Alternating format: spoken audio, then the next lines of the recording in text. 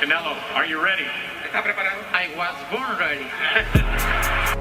Considered by many to be, pound for pound, the best fighter in the world today. 4-division, 5-time world champion. Oh, look at this guy. He is now boxing's first ever undisputed super middleweight champion of the world. Damas y caballeros de Guadalajara, Jalisco, Mexico. ¡Viva México, cabrones! You know my level, and you will see, because I'm gonna fuck out everybody. You know, I mean, I would love to fight Canelo. I would love to show the world that I'm the best. I want to get Canelo out here to Houston. So Canelo, where your cojones at? Let's get it. Payday, payday, you want payday. I know that. Man, you fight with nobody. TheBoxingVoice.com. Listos, pelos, chingazos. He smacked the shit out of Canelo in Get person. the fuck out of here, man. Please. I wanna knock out this guy.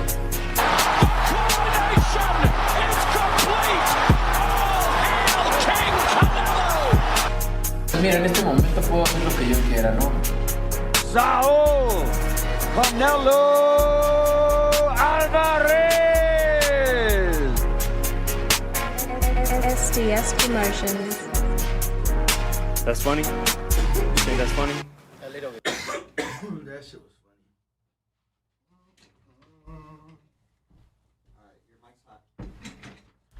What up, what up? Good morning, ladies and gentlemen. Welcome back to another episode of the Boxing Voice Radio. I am your host, Nestor Gibbs. Find me on TikTok at Nestor Gibbs, obviously, and on Instagram and Twitter at NestGTO. Today, we're back discussing the face of boxing, Canelo Alvarez, and some UFC dude getting into a back and forth on Instagram that obviously has the world talking. TMZ picked it up and all these mainstream media sites. So I'm like, okay, we have to follow suit. Some dude. I don't know who he is, honestly. I don't even know how to pronounce his name. Is it Usama? Usman. Usman. I thought it was like Osama bin Laden. But what's up? Good morning, Tim. How are you? Chilling. Oh, man. How good is he, though? Because, I mean, according to Canelo, he's like, yo, somebody will be getting hurt, but it won't be him. So I don't know. Nah. I mean, I like that he's building it up. This is another Tyson Fury and Ngannou situation for me, and I don't mind it. I'm like, go ahead and get your money, man. Floyd did it, and I don't understand why people are mad at Canelo and Tyson. It's like, Floyd did it. Floyd did it with McGregor. He set the green print. He called it a green print. People are meant to follow blueprints. So that's what they're doing. If Fury fights Ngannou and beats the shit out of him and teach these UFC dudes that our sport is not to be played with, amen. And if Canelo does the same with this other guy, smack him about, all good, because it's boxing over UFC for me every day. Yeah, no, look, I think that right now is a situation of like the best in the UFC fighting the best in boxing. But if it's like the Olympics, right? That dream team shit. I think that's slightly different given that the dream team was playing the same sport. So right. No, but the dream team, like they selected the best of America to go against the world. Oh, yeah. And that's what we're doing. We're selecting the best from boxing to go against the best of other sports. It's like you get your gladiator, I got mine. Let's see who's Yeah, but what I'm saying is dog. they would compete in the same sport. Like, obviously, if they compete against each other, if they were to fight. Oh, yeah, you mean the basketball dudes. Right. Yeah, no, I get that. I'm just saying, I'm just saying. I like Usman. I seen him fight Masvidal. Oh, he fought the Cuban. Yeah, he fought Masvidal. Did he beat him? Twice, actually. Well, the first fight wasn't as action-packed, but to be fair, Masvidal was like a 11-day notice. Like, he was a last-minute replacement, right? And the fight was all the way in, like, Dubai, Abu Dhabi. Oh, wow. So he still had to travel, halfway across the world. The second fight, though, he knocked Jorge the fuck out. Like, cold. And what? The first fight was, like, a little bit tight? Why they even had a second one? Because the first one was, it went the distance. Like, Jorge wasn't really winning, but Usman didn't look spectacular, And since he had short day notice, especially because there was the excuse. He was using a tactic I never seen in any fight. Stomping whether your street, feet. He was stomping on his foot. So they were like from like round they one were like, to the end. They He were was like stomping on his they'd foot. be like on the inside, like in a clinch, and like he would just like stomp on his fucking feet. I've never Jorge seen would do that? Nah, Usman Usman was doing that to Jorge. So people didn't like that? I mean, it I wasn't ain't heard the- nobody say nothing about it, but I've just never seen somebody stomp on somebody's Yeah. foot as a fight tactic. And he and- was doing that as a fight tactic throughout the whole fight. Throughout the whole fight, and to be fair, it wasn't the most entertaining, especially because it was public knowledge of the lengths Jorge went to make weight. You know, it was like, you know, he's in the bathtub, you know, and then got towels and all this other crap, and you know, it was public knowledge that Jorge was really struggling to make that weight. You know, he was a short notice replacement.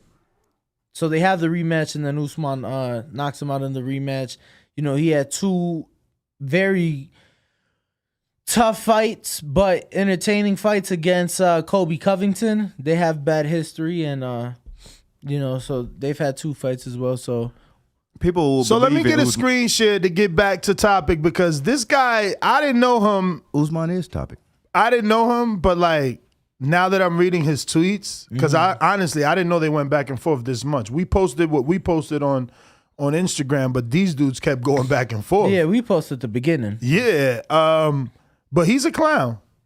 I mean, he's a clown now for his little message at the end. But we'll start from the top. And Canelo isn't even tagging Usman, but he is tagged obviously in the message that Canelo is quote tweeting. Your man Usman seems thirsty, because it's clear as day that this Ali thingamabob here is the one that Canelo is talking about when he says, "Who the fuck is this?" And Canelo is in laughter with the laughing out loud emojis and the cringe face. In comes thirsty MMA fighter, knee in the payday. Can I get the soundbite, please? MMA fighters Payday. You want payday. Thirsty. I know that. thirsty, man. I swear to God. Hold on a minute. Let me get these glasses. The old man need to read these messages. It's a I'll lot start. of them, too. I'll start. that's too many. Tweeting this up. I'll start it off. I'll start it off. You get your. No, glasses. you be Usman since you watched that garbage. I'm gonna be Canelo. All right. All right. Well, let me start with the original tweet. Go for it. The original tweet was from some verified Twitter account by the name of Ali Thingamabob. where he starts his tweet tagging Canelo, saying Canelo's an absolute chicken. He is fighting guys with 5,000 followers on Instagram. These guys will never do nothing for his legacy. Now, I understand why he doesn't want to lose to someone like Tax Kamaru Usman. This is chicken shit. So Canelo comes back and says, "Who the fuck is this?" With two laughing out loud emojis in the cringe face. Now, Usman responds by in enters thirsty MMA fighter in desperate need of a check. So I will be reading Usman's tweets and you'll read Canelo's. So Usman responds to Canelo saying, "Who the fuck is this?" and says, "Let's just all relax before somebody gets hurt." I agree, because it will not be me. Fucking fist emoji. Right hand to your face emoji. In the cage or the ring, I'm willing. I'm willing to find out. He said I'm willing to find, but I think he meant I'm willing to find out in both. Are you? Fist emoji. You calling me out, right? You want a payday, right? So you know where. But sit down. It's not your turn. Yeah, I have legacy to make. Another fucking fist to your face. You want payday. I know that. Enough said. You don't want that smoke in a real fight. I hear you. Good luck, champ. I didn't even hear him because all I heard was Fist that's all I heard. I didn't hear that message because that's all I heard. Fucking clown. How you gonna say in a real fight? What does that even mean? Like, what is he trying to say? In a real fight, you could step on other person's foot and That ain't no real fight. That ain't no real fight. You know, it's funny because I don't know if it was in our Discord or I bumped into it on Twitter. But someone was saying like, yo, in the hood, like, they don't even let you do that. Like, they always break it up. It's true. Like, there's just an unwritten rule. Like, we never street fight rolling around on the floor like fucking pigs and animals. That's not what we do. The OGs will break it up and make you fight. Like, this is crazy. But look, he's still thirsty. He wants a payday, but he wants to do it in the cage. I don't even understand that. Like, there is no boxer calling out an MMA fighter. So why these thirsty ass dudes want to call out the boxer and then turn around quickly and say, but let's do it in the cage? Like, we not even talking about y'all. We only mention you when you mention us, and here you are now trying to change the rules real quick. Like, okay, let's do it in the cage. They trying to sucker you in. Wait. Get your stupid ass out of here. But it's weird, right? Because it's like, you're the one calling me out, right? You're the UFC fighter calling me out, the boxer. But why are you calling me out? Because you see what we make. Exactly. You see what we make. So why, if you see what we make in the boxing ring, why are you trying to take it back in the octagon where y'all ain't making shit? Right. Not only that, I don't do MMA. You never see clips of Canelo rolling around on the floor. You don't see him with no half-open gloves. Like, why is you even in, like, that's like, how could I challenge you to checkers when you play chess? It's like, what the fuck is you talking about? Why is you inviting me into the wrestling ring? Like, that's not what I do. You're calling me out. You know what I'm saying? You can't challenge me outside of my niche. Like, how does that show that you're better than me by challenging me outside of my niche? No, you want to challenge the best, so you coming into my niche. So come on down. Come get that ass beat, because I know Canelo ain't putting them fist emojis for nothing. Hey, Ness, your Corvette fast. You want to race on foot? Exactly. That's some stupid shit. That's what I'm trying to say. Like, whatever. But it's like I said, I didn't hear nothing but fucking circus noise when he started talking at the end, because that was stupid. You cannot call someone out and then say, yeah, let's do it over here. Like, makes no sense. Super Just chat makes no sense. from Supermix. He says, I'm sick of MMA dudes. They constantly come calling, get their tail whooped. We're good, Trev. Say it ain't a real fight, all to go get a real chick. Shaking my mother in head. And I think Danny's shit went unnoticed, because it's true. I'm calling out Canelo in the sport where he's making $160 million in a 3-fight deal, but then I'm asking him to come to the cage where I'm starving. Where not one UFC fighter is making the amount of money that Canelo's making. They couldn't even pay. They couldn't even pay a Canelo. But that's what I'm saying. Not only is he a clown, but he's legit stupid, because he says he wants a payday, so he wants to fight the dude that brings in the most money, but then he wants to bring him to the MMA ring where they don't even pay right. It ain't even that they don't pay. They like literally, like the whole fight card combined doesn't make what Canelo makes for one fight. So they don't pay well. So why would you want to go back to where they not even paying you right? You know what though? The one thing I will say, devil's advocate. Here we go. Devil's advocate. Bring it on. The UFC, they pay those women a lot better. Okay, so this is a segue to Amanda Serrano, Katie Taylor happening this week. Sure, let's or to Amanda Serrano versus Amanda Nunes. I'll pay for that. I mean, I don't know. Amanda Nunes just got her ass beat, so. I would still love to see Amanda Serrano versus Amanda Nunes in a boxing ring. I wouldn't mind it. I wouldn't mind it. But I will say that they take care of the ladies over there. So, I mean, that's not really this conversation. But do they get paid? So you're saying they take care of the ladies in comparison to boxing, to female boxing? Yes. Yeah, you know what I'm saying? Do they get $1 million paydays? There have been, like, Amanda's gotten one. Rhonda's gotten one. Holly's, I'm sure. Actually, I'm not sure that Holly has gotten one. I'm not. Yeah, I don't think she has. But UK Rob said UFC girls getting 7. Oh, question mark at the end. So yeah, that's the same question I got. Yeah, so not, obviously the big ones, just like in boxing, right? Obviously we got Katie and Amanda this weekend, so it takes a certain level to hit that figure. But on the overall basis, I do believe that they take care of him a bit more over there. Yeah, neither here nor there. They all dying to come over here. I don't care. You know what I'm saying? Maybe in the female cage, Clarissa and Amanda can get paid better, but not in a boxing ring. If you're a male, you want to come on over here and get some of that Boxing good old-fashioned money. boxing money, man. Good old-fashioned boxing money. And like I said before, boxing is a business. Boxing is a sport where there is business, but you know what I'm saying? You have options. Mm-hmm. In the UFC, you're an employee. You work for someone. In boxing, it's like you may work with someone, but at the end of the day, there's always options. I may not want to go to this promoter. Maybe I go to that promoter. So there is that. That's insane. What's that?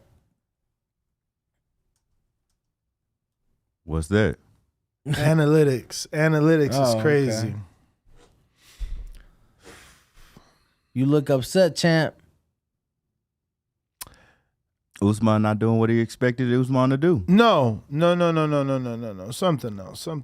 But not upset. Just like, I'm Terrence Crawford, man. I'm Shakur Stevenson, man. I'm Floyd. I'm competitive, so, I expected something else is all. But that just means I got to work harder, you know what I'm saying? Like my man Usman better work harder on his call-out game. But we could do some subtopics. I did hear you bring up the females. We haven't spoken about Amanda Serrano taking on Katie Taylor for all the belts. New York City. It is fight week. We will have coverage on the YouTube channel. You already know, youtube.com/TheBoxingVoice. For all you newbies out there, if you haven't already subscribed, please do so, as we are trying to get to our next goal of 137,000, because I think we're like really close to 136. So I feel like we crushed that already, and we could move on to the next one. But let me double check how close we are to that. No. Okay, we're at 135,947. So we need about 60 more, man. We need about 60 more to go ahead and reach the goal of 136,000. And then Danny has put pressure on us. Yeah, it's a lot of pressure, man. I thought, because now we have to somehow get another 1,000 subscribers in 24 hours. Or rather by Saturday or Sunday. That being said, yesterday, our hard work was paying off because the channel was doing 214% more views than usual. But today, it's only a mere 219. So, yeah, we're fucking crushing it again. Shout out to Jemmy. Shout out to Sticky Paws, Kean, Bo, Danny Ringwalk, obviously, and everybody else behind the scenes that continues to work to try and make this or continue to keep this the #1 boxing show in the world, shall I say. Let's warm it up with a poll, man. What do we got, man? You got don't you got the power? I got the power. I think, since we are moving into the I hate those polls. Since we are moving into the ladies' fight this weekend, I think the poll should be about the ladies' fight this weekend. All right, what do you want it to be? About the ladies' fight, they not in the subject line. I want to see who people think gonna win. True, we got to do the Usman. We got to do Usama Canelo poll first. Like who wins? Usman, not Usama. Usman. We're gonna nip this in the bud early before Brandon Lee start calling and trying to rip our hearts out for pronouncing it wrong. Usman. Ooh. We got a few guests as well. Deseree Jamison, a.k.a. Hollywood the Champ, will be in the building. Who else we got? If all goes well, if she wakes up, not putting negative energy out there, just know that it's early. It's early. But we have, if all goes well, we have the trainer, the one true trainer of Shakur Stevenson, Wally Moses, Pop, the grandfather of Shakur, will be joining us. It is fight week. Say what? on fight week. I know. So the fact that he's joining us 48 hours before the biggest fight of Shakur's career, truly amazing. Title unification. You know, but we want to say if he happens not to show, the fact that he was going to show 48 hours is the reason he didn't show, just in case. You know what I'm saying? Because it is fight week, and he does have a very important unification. This is the biggest fight of their career. Let's just be real. Unification. Huge. Huge. All the marbles here. You know, if you don't win this one, everything slows down. Not just his Oscars WBC title on the line for Shakur, but so is the Ring magazine. So Shakur wins, he will be the lineal champion at the 130-pound division. That would be interesting. I seen DeMichaels Harris posted 130 takeover yesterday. He won 30? Mm-hmm. Yo, they went from Bones to TMT. Dude. Unless they was at Bones posting yesterday's TMT picks as today's. I don't know, because we seen him at Bones. Right, we did see him at Bones. And then I was on Instagram at the time that I was on Instagram. It was like 36 minutes to go, and they both flexing. Separate posts, too. I'm like, damn, y'all with the two gyms? Y'all working as hard as TBV out this mug. I would like to see him versus Jackson Marinez. Jackson Marinez ain't no 130, 35. He beat up Rolly. Exactly, but... No, not Rolly. Yeah, but he Rolly. did. But he fought... I know what he fought... the African. Ghanan. Richard Comey. Yeah. Comey. That's right. He fought Richard Comey on ESPN. Did anybody reach back out to him? He hit us up on IG. He's ready to rock and roll. Jackson? Yeah. Carlos? We had a specific order that we working in, and Danny, he is on it. So we working in a specific order. What? We trying to make it happen the right way. Let's go. He say, oh, what? Let's go.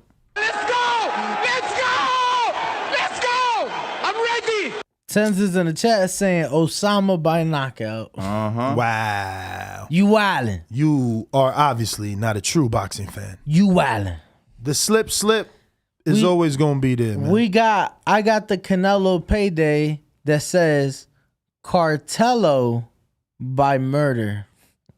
What? So this is what I got for the poll. Is it okay? I say Canelo versus Usman. Who you picking? I got Canelo by KO. Usman by KO.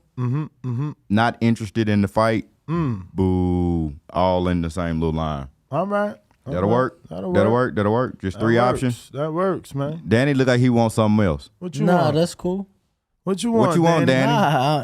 We know. We can tell. I legit don't want shit. I'm good. Oh, all right. Three good options. Then. So we running with it. Shout out to Bo and shout out to Bo's barber. Got him looking fresh up in the chair. Yo, I want to talk about it. I want to talk about it. I want to talk about it because Danny taking a shot. Danny taking a shot. Danny trying to take a shot because Bo said he ain't like his haircut, but I don't see what's wrong with it. Because Fresh Cut Johnny, based out of Nashville, Tennessee, get me all the way right.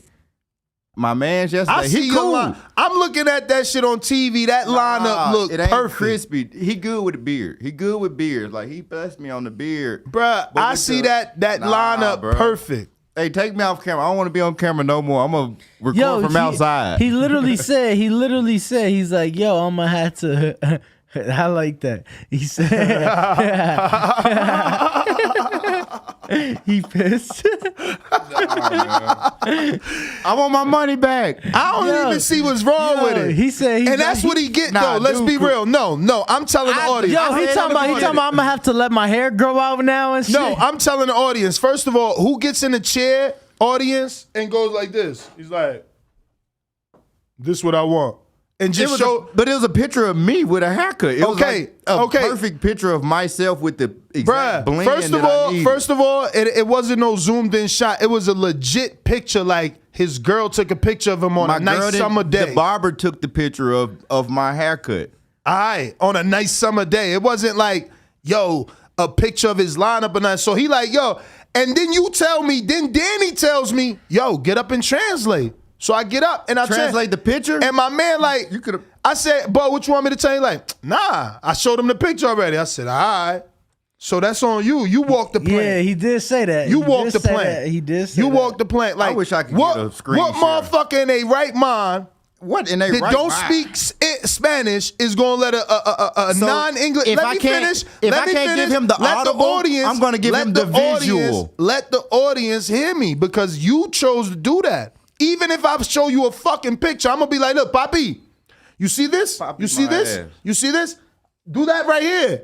And that you know, like something fucking sign language, the motherfucker. Nah, he just sat down there. Bo, I do agree. That's what I need. get That's outta what I here. needed Hold on, right there. That's listen. $100 haircut right there. $100 haircut. Bo, That's $100 picture. This a freebie. That's a picture. Bo, I do agree, you know, the picture, but I still think, bro, how do you not say shit to the man? Exactly. He didn't do Man. crazy. Because look, even They was about to jump me when I pulled up, and I was talking to him. They didn't know what I was saying. Dude come out with a broomstick, acting like he finna sweep, and walk right back in after you told him I was good. But when we went back Bruh, in, he was like, that's oh, I how finna it sweep. is in the hood, man. They don't know you. I don't know them, but And that's why they came at you with the guns and the bats and the Nah, bro. broomsticks. I ain't worried about none of that. Ain't by the way. You but He was hanging out his window like, yo, Ness, tell him I'm with you. Hey. Me and Danny getting blazed in the fucking vet. Y'all looking this way. His hands out like, yo. If y'all believe anything, this Yo, man they is said saying. $100 ripoff. Get him. No. On my phone, that's $100 haircut. Ain't no This $100 right here, haircut. hey, Ain't no you $100 owe me for haircut. what your barber did to me, bro. You crazy. Nah, he ain't do that bad, but he good with the beard. I give him credit. Yo, for the they said beard. must have been his first Hispanic barber experience. Hell yeah. OGPG said, "Boy, you let a Mexican dude touch your hair." He ain't Mexican. He ain't Dominican. Mexican. He Dominican, bruh. And you see my lineup, Oh, man, Bo y'all the got it. one didn't talk. Who the fuck? Ken, have you ever gone to a barbershop and just shown him a fucking picture? Ken don't go to the barbershop. Yeah, And no words, and you don't say no words? I said words. Exactly. This dude was like this, like, yo. If you went to a Dominican barbershop, what would you say? Yo, but look, if you go to a Dominican barbershop with Ness, Okay, we got to with stop the Ness. conversation with Ken unless he gets a mic. We got to Word, stop. This is why I word. told him, get a fucking battery pack on this guy. Yeah. What would you say at the Dominican barbershop when you sit in the chair? He say, "What do you want, Papi?" But Ness is with you, and Danny's with you. Light me up, papi. Yo, what's up with y'all, man? Hey, that's what they say. They saying Papi a lot of there. I don't know. And what they got the baseball player Big Papi. So I guess Papi. Thank you, angry Knicks fans. Spanish people are the best barbers by far. Everybody fucking know it. Let alone I went to Dominicans. I bet you that's a Google search right now. Best barber nationality. But I'm not gonna lie, Dominicans. everybody in the chat saying that right now. Yeah, bruh, my man right here. I'ma go. Listen, he been a car salesman for 10 years. How the fuck can I go buy a car with a picture? That ain't telling the dealer how many miles I want or don't want. That ain't telling the dealer any fucking seats I want. Do I want them power? Do I want the passenger power? Do I want fucking heated seats, cooling seats? Man, get the fuck out of here, Bo. You on some bullshit. And he ain't chip you anyway. I'm defending my barber. Your barber. Danny got a I'm not motherfucking- gonna bash your barber. I want to Danny bash got- your barber, Danny but I'm got not a gonna do schedule that tonight, to him. today, right? You cool with bashing? I'm not gonna bash your barber. Yeah. Tomorrow we gonna see. Watch he do Danny right. Because Man, Danny look gonna at- be like, Danny gonna tell him, you gotta sit down and tell him your in barber English. what you Tell want. him in English. Tell him Bro, in English. He's speaking my up man English. literally asked you. You like, no. I showed him. Bro, I got up out my seat. Wait till I next week. told him to. I told him to translate for you. Yup. And I literally said out loud, like, yo, your Spanish way better. But then Danny was like, nah, but he Dominican. I'm like, all right. And I got up. And you like, no, I'm good. I showed him the picture. All right. You got the picture. Wait till my hair grow back. I can't wait. Yo, if you haven't already hit the thumbs up button. Big Nick said, hell no. Enough Dominicans' hairline effed up. They turned Bama's hairline into Ness's. See what I'm saying? Like, I don't want Ness hairline. I want my own. Big Nick been a hater from day one. Everybody know. Now he a hater. Come on, man. He be going at CYP Now he a all hater because day. your barber gave me a bald head. A ball. Bro, he didn't even touch your head. We got Alex Corona with a super chat saying He says, looking like AD with the laughing emoji. I think who's AD? Anthony Davis. He's talking about Bo. Anthony Davis is a basketball player, NBA player. Damn, he look like a basketball player? I don't think so. Damn, but, Bo got the Vegas turned into a star. Then Tony Salgado. Saying, I need that barber plug next week. I'm in that mofo. Let's go, Tony. No, you don't. Yo, Tony's out here. Oh, you out here for the Canelo fight. Yo, Tony, I got you when you touch down. That's right, Tony. As soon as you get down, I heard how you treated Danny. We got you. You welcome to the studio and all, baby. Let's go. New York Bullet with a super chat saying, I'm Puerto Rican, but my barber is always Dominican. 100 emoji laughing emoji. Let's fucking go. Disrespectful. It's 2 things we could do. Cut hair. And play baseball. Actually, 3 things. But everybody's saying the cut look decent. The cut don't I know even they look saying bad. that. Nat's just talking trash. He just trying to defend his barber, and I get it. I'm he not want a free gonna tell cut you all next the week. good things we could do, but I know the 2 things up there. Play baseball And fucking cut hair. But I'm sure the list will say cooking too. We run that shit. Nah, because that steak dude You gave me crazy. at the barbershop wasn't even that good. Like Bro, yeah, my mans gave him from some fucking churrasco at the barbershop, bro. They rock with El Negro at the Not barbershop. churrasco, He better be careful. what that you wasn't have? pork. What you have? Nah, it wasn't Chicharrón? pork. Chicharrón? I No. asked What him you like say a few you times. get from the Cuban spot?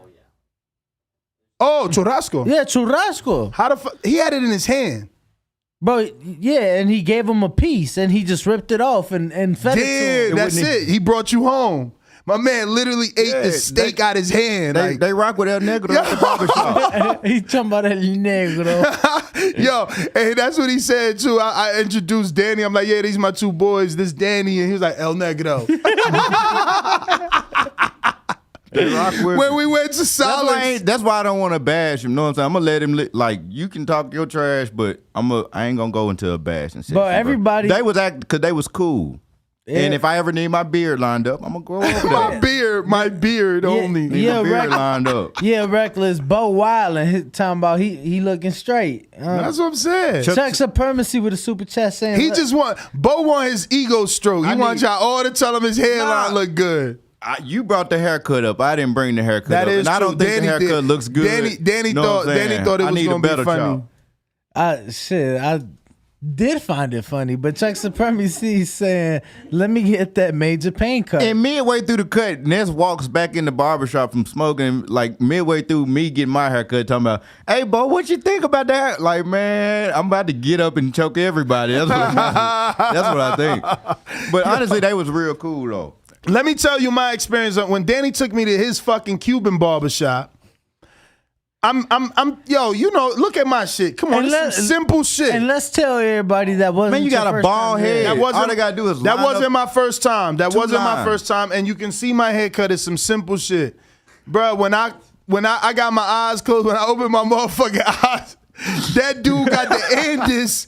He got the Andis, and it made a line all the way up here already. Thank God. Listen to me. And I'm not exaggerating for TV. He's there. Thank God I get my hair cut this low. Thank God I get it cut this low. This is legit half a zero.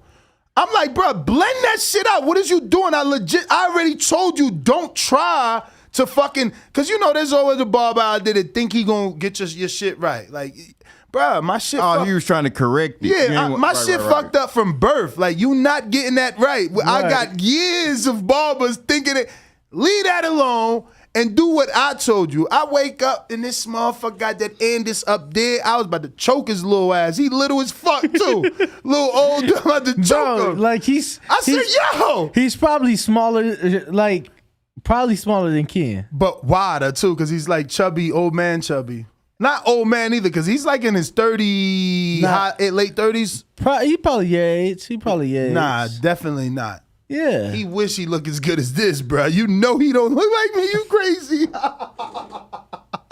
That dude looked like a little bit chubby. That's all we gonna say. But for real, he fucked my shit up. I caught it, so he had to blend it out. Yeah, he had to blend it out, blend it out. And I'm like, man, I'm never in my life. Not to mention this shit like 47 minutes from the job. I don't even know why he go there. Like, thank God he's trying my barber. He tripping. That shit on a 215. It take that long. Like, it's like exit 47 for real, right?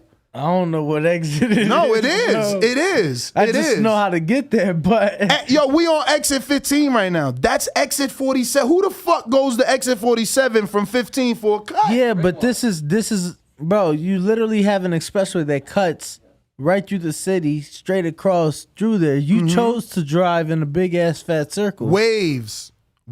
Everybody uses Waves. I use Apple Maps. Everybody uses Waves. Come on. Waves, man. Waves.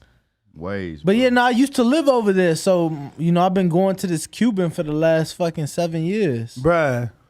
That ain't it. 6 years. And let me tell you, when I did go to that barber shop, it just hit me right now. I cut my hair with the girl. I did. The girl cut your hair. She's still there. Yeah, but she got chubby. She was thinner than that. Now you knocking the girl and everything. I'm just Come keeping on, it bro. real. You got to be easy on the barbers. I'm just keeping it real. They gonna cut your beard off and everything. She cut my hair. next time. She had the fanny pack. I remember she had like a barber fanny pack. Oh yeah, that's the owner's wife. Yep, she had a barber fanny pack one time, cut my hair. Come on, and bro. she didn't mess up. My man, I opened my eye like, oh, shit. Imagine he'd had me spun around the other way with a mirror knot. Yeah, that shit would have been up there like this. And Danny wouldn't have said nothing. Because it's like, bro, you right in front of me. Nah, man. I'm going to the barbershop by myself, too. I'm on my phone. I know. I ain't going with barbershop That's people why. no more. That's why I at least asked Bo. You want me to translate? Because I knew what Danny didn't do. You know what I'm saying? So I'm like, fuck it. Let me throw one out there for Bo. Brandon in the chat is saying you get a -1.5. Yeah. I go low. I got Jaime Nieto that says, what up, Ness and Danny? I'm retired from the Air Force and I'm back. Sorry, I've been away for a minute. Yo, ain't you you out here in Vegas too, Jaime? Come through, man. Come through the studio, man. I wonder what was the job? You know what we got to talk about? What's that? That fight that been announced is not big enough to be its own show unless we're like a hardcore show. What fight? Bam Rodriguez is taking on Rungsvial. Songran Visai. Oh, Songran Visai. Yeah. When is that fight? McCaskill's on the card. Jessica's on the card as well in San Antonio. Yeah. What's that? The June? champ? It's June. June some. 11th? June some. Maybe 11th. Maybe 11th. Maybe. Which I think that I'm shocked, man. Did y'all see the Bam out here? I wonder if there's gonna be writers, and I don't even know. Do writers exist? I know Keith Idec is there, but like, do people write with that passion anymore? Because that's a story, right? Like, are they gonna have the balls to write it? Like I have the balls to say it to my audience right now. Like, is someone gonna compare Bam's career to Fernando Vargas?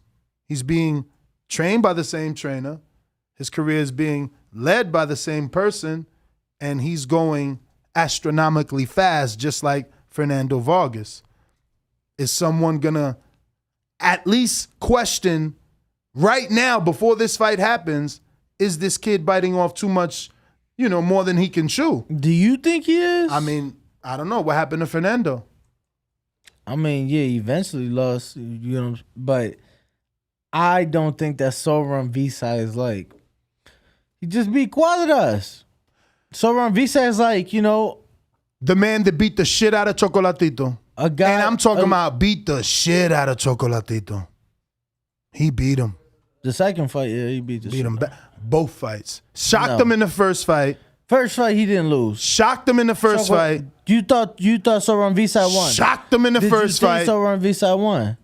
Like I'm telling you. Answer the question. That is the answer. If he shocked him, Chocolatito didn't expect for that to happen. Then he had to give him a rematch and bro, that was brutal. I don't know if it was because of the blood or what, but that shit was. I was sad. I was sad for him. I think I was as well. I think the trainer thing had a lot to do with that. I don't know. That boy's face was disfigured. His trainer passed away between fights, right? So he had to get a new trainer, new everything. But not making. And shout out to Chocolatito from Nicaragua. My man has been religious from the beginning.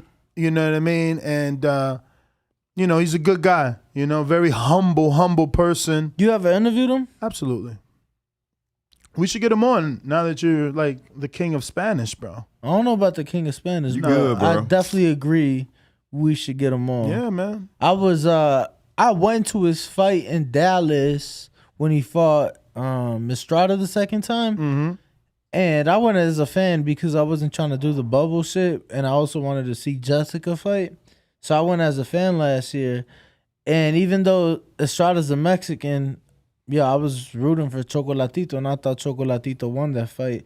And I feel like most of the crowd was Mexican, and they were booing because I think they thought Chocolatito won that fight as well. So, but no, I don't think Bam is chewing off. Biting off more than he can chew. Yeah, biting off more than he can chew because Somer Visai, he was hot for some years, but they said Rungvisai had COVID as well at some point recently, and they compared him to Povetkin. I agree, bruh. I'm sure if you help fighting the young bull, I'm just saying. I'm sure if you help me, we know people who won. Like off the top, Jamel Herring won. He had COVID, still won. But he was fighting what old dude? Still versus won. Bam Rodriguez Still being young won. and super Still fresh. won. Still won. They haven't not announced- everybody that's coming off COVID loses. Is all I'm trying to say. No, I just think Bam is the younger fighter. He's far more skillful in my opinion,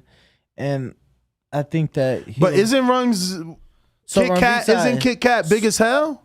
Somer Visai, I mean, ain't his nickname Kit Kat? Is that his nickname? Yeah. Yes. It is. Yo, I hope they use that right there for a fucking short. Man, I just ran across something crazy.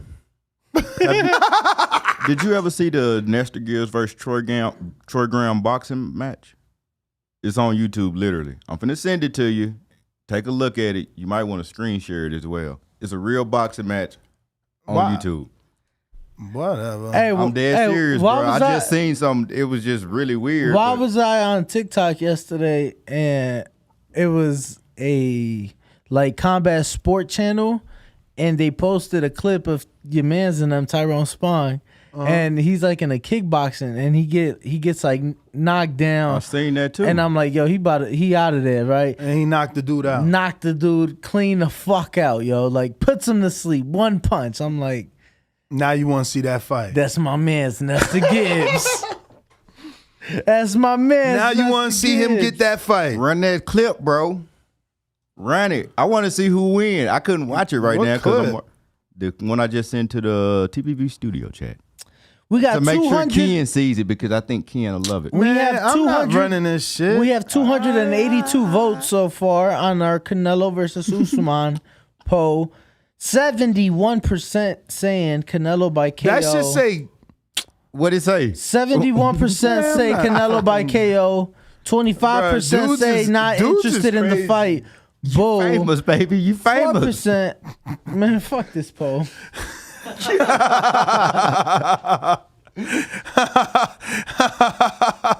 Yo, hilarious, bro. Payday. You want payday. I know that. Oh, man. Bro, he better not have made me that light-skinned dude. Cause run it, bro. No, I'm not running it. Oh we not running it. Come on, Fuck bro. out of here. That's pure entertainment. It's pure not entertainment. We got real footage of you fighting, man. Nah. Everybody know what's going on. I'm not running it. Run it, bro. No. This is good stuff. I'm not giving. Come on, bro. It's like 3 years old. It ain't even nothing new. It's old. Negative. You sure watching it? I'm not. I'm actually skimming through it. Watching. You know it's a lie. He got me bleeding already. This dude tripping. He probably got his little daughter on a joystick, right? That's what he doing. Explain verbally what it is. So Troy Graham, the stalker. He called him a stalker, but that's one of Ness's biggest nemesis. Nemesis. He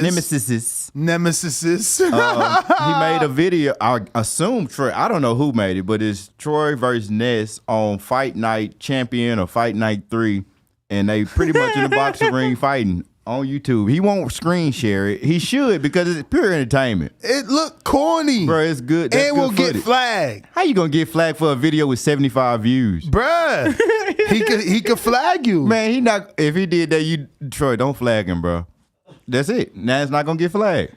Troy, please don't flag us. That's just a verbal act. That's not like a We confirmation. finna make you famous, Troy. Nah, Troy, I don't know this Troy Cab, but he talked about CYP's wife, so he the one that called him, you telling him to not flag it. He the one that gave CYP the nickname the other day. Exactly. So you can't But trust he hadn't him. called back in since Dylan White got knocked out. I hadn't heard nothing from him. I hadn't seen nothing. He on suicide watch. I wouldn't say that. Don't say that. Don't say that, bro. You on radio now. My bad, TV. Hey, it's Katie Taylor versus Amanda Serrano fight week, Ness. How excited are you for that? You call them both? So you doing like Shakur and... Because they said they're not. They said they will not be on at the same time. Yeah, I'm doing that, bruv. Doing that. We will also We're gonna do Katie Taylor. I mean, thankfully we got they said that was Troy. you know, Bo here. So I guess I got the people mixed up. Big Fish Vegas said I got the people mixed up. What was the question? I'm still sad that I accidentally said that on TV. Yeah, so Sorry, Mom. Call you sad face. Yeah, my bad. I got the people mixed up, so my apologies. What? They saying that wasn't Troy who said that. Said what? Moisty? Nah, the other stuff. You talking about Majid, I believe. Nah, it was Troy that said moist. Cause they was just joking. you got the wrong thing. What he talking about, I'm talking about. Yeah. But moving forward. Forward moving. So Katie Taylor, Amanda Serrano, Undisputed, The Garden, headlining. You know, they're saying it's gonna be a sellout. What are your expectations for the card overall, Ness? I mean, you have I was watching a little bit of the face-to-face. Mm-hmm. You nervous? Katie is like, she's like not a star. Not a star? No. Not in America. She was so boring in that interview. Like, it was corny. That face-to-face, I didn't see no emotion? Wow. Yeah. Nothing. She's mad bland, bruh. She even repeated Amanda. Like, literally. I would have to go skim through it again, but I think they were asked a question on how it would go. And Amanda said, I'm remembering. I love it. Amanda was like, yeah, I see it. I see me with my hand raised. And then it was like, and you? And she's like, well, I see me with my hand raised as well. It's like, bruh, like, be creative. Like, the world is watching. Like, I don't know. Some people just ain't got it. Exactly. That's what the fuck point I'm making. But in the ring, she do her thing. I don't know. I'm picking Serrano, man. You got Serrano? I'm picking Serrano. Katie's had some very close ones. No one's been as high profile as Serrano. Who got the better resume? I would say maybe Katie, because we know her. The people she fought. Serrano obviously was a Lou DiBella product before she got with Jake Paul. So some of her fights weren't always televised. She fought on UFC Fight Pass. She probably fought a lot on fucking Broadway boxing. So maybe. I only know one person on Amanda Serrano's resume versus like 4 or 5 on Katie's resume. And they quality 4 or 5 too. Like Jessica McCaskill is on Katie's resume. Mm-hmm. And that was a tough Natasha fight. But Jonas is on Katie's resume. Another tough fight. Delphine Persoon twice, if I'm not mistaken, is on. One of those Katie's was resume. a tough fight. Yeah, so that's what I'm saying. Yeah, she could have a resume, but she also got the rounds. Questionable fight. She got the rounds too. The one in New York was definitely questionable. She got the rounds too, though. Yeah. Like when you look at a Canelo, Did she get a gold medal? Who? Katie? Yeah. And she got to go. You know what I'm saying? So, but that's what I'm saying. She got more wear and tear. She been in questionable tight fights, goes 10 rounds with everybody. Well, she ain't got more. She couldn't have more rounds. Amanda got like 40 fights, don't she?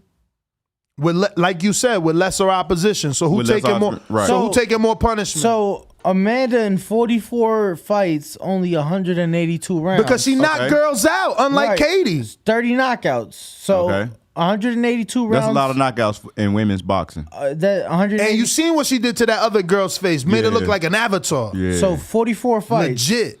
182 rounds. Katie in only 20 fights, 164 rounds. So less rounds. More rounds. No, less. Katie has less because she got less fights, but not So it's more rounds. She got. I mean, I get it, but yes. I mean, if you do like an average per fight or something, Katie's is going to be a lot higher because in 20 fights she only has 6 knockouts. To Amanda's 30. So Amanda has 10 more knockouts than Katie has fights. Now I'm interested to see what y'all told me to put in a poll in the beginning. Who wins between Amanda and Katie? Go for it. Who won this poll? So with this, the current poll, poll, percentages is? It's only going to be like 2 more minutes. So if you want to vote and you got an opinion on this, do it now. Give us a timer. Don't you got a timer? Give us this 1 minute timer twice. We got Majid with a $5 super chat. Majid, he didn't say anything. Just put the demon emoji. That was responding to you. And then we have... Yo, we're actually almost at 70,000 on Instagram. We're at, not 70,000. We're almost at 68,000. We're at 67.9. So we need about another 100 or so to follow us on Instagram while we keep crushing these goals. Go ahead and do that. We only need 50 more subscribers to hit the 136,000 mark. Let's keep in mind that our goal by the end of this weekend was 137. That was my goal. So Fight Week starts today, so there will be a lot of content coming via Danny. Coming via myself for the Shakur Stevenson and Oscar Valdez Fight Week. Coming via Daniel. All right, 26 seconds left. Canelo versus Usman, who you picking right now? It's at 71% for Canelo by knockout. It's at 5% for Usman by knockout. Wow, that's not going to happen. And not interested in the fight, 25%.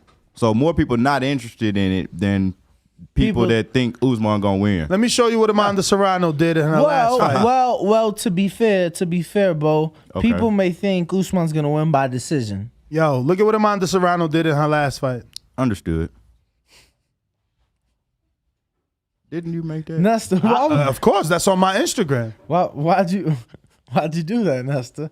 Because that's what Serrano did to her. What movie is that character from? Avatar. Oh, okay. That's the James Cameron Avatar, the original Avatar. The reason we use the word Avatar, he fucking created that with those beautiful, expensive cameras. How long did it take him? Look at that.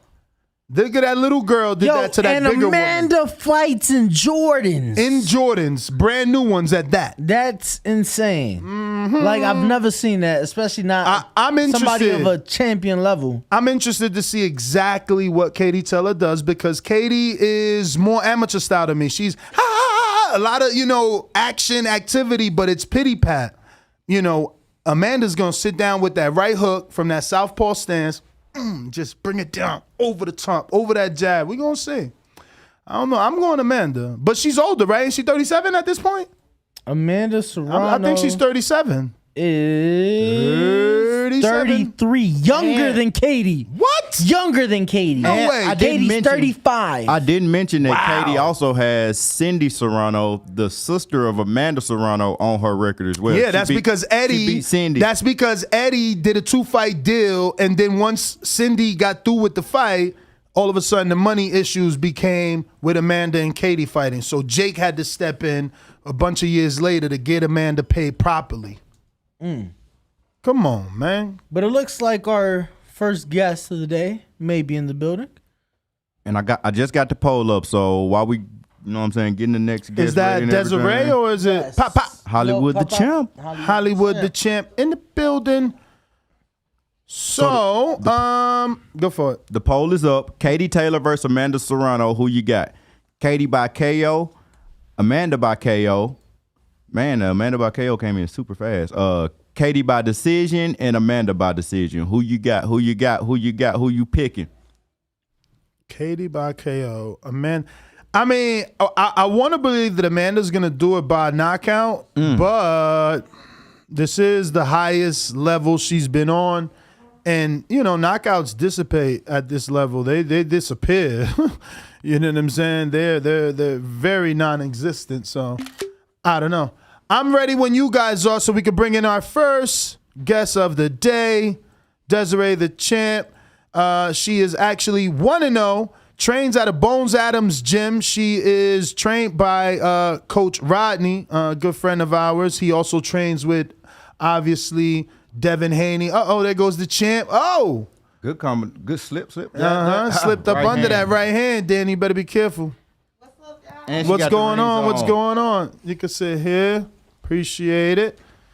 So Desiree was on schedule, and then she almost didn't show, and then she showed up. So we're happy that you were able to make it. I know you were headed out to Arizona and had some things to do, so just want to thank you for coming in early, even though you almost couldn't make it. So we appreciate you. I'm here. I know. We appreciate you. Good morning. Thank you. So me and Danny obviously had the opportunity to watch you spar in Bones Adams, and obviously that's where I took a liking. You definitely have a lot of dog in you. And I wanted to obviously introduce you to my audience, give them your story. Female boxing is on the rise. I know you're 1-0 at this point, so I wanted to know a little more about you. Well, I am Hollywood the Champ, a.k.a. Queen of the Ring. I am from Atlanta, Georgia. Okay. I didn't know that. Me neither. I thought you was from like California or something. No, I'm from Atlanta. So how long have you been in Las Vegas? I've been here for almost like 3 years since like the Olympic trials. So you've definitely grown accustomed to the heat. It's not even a thing for you.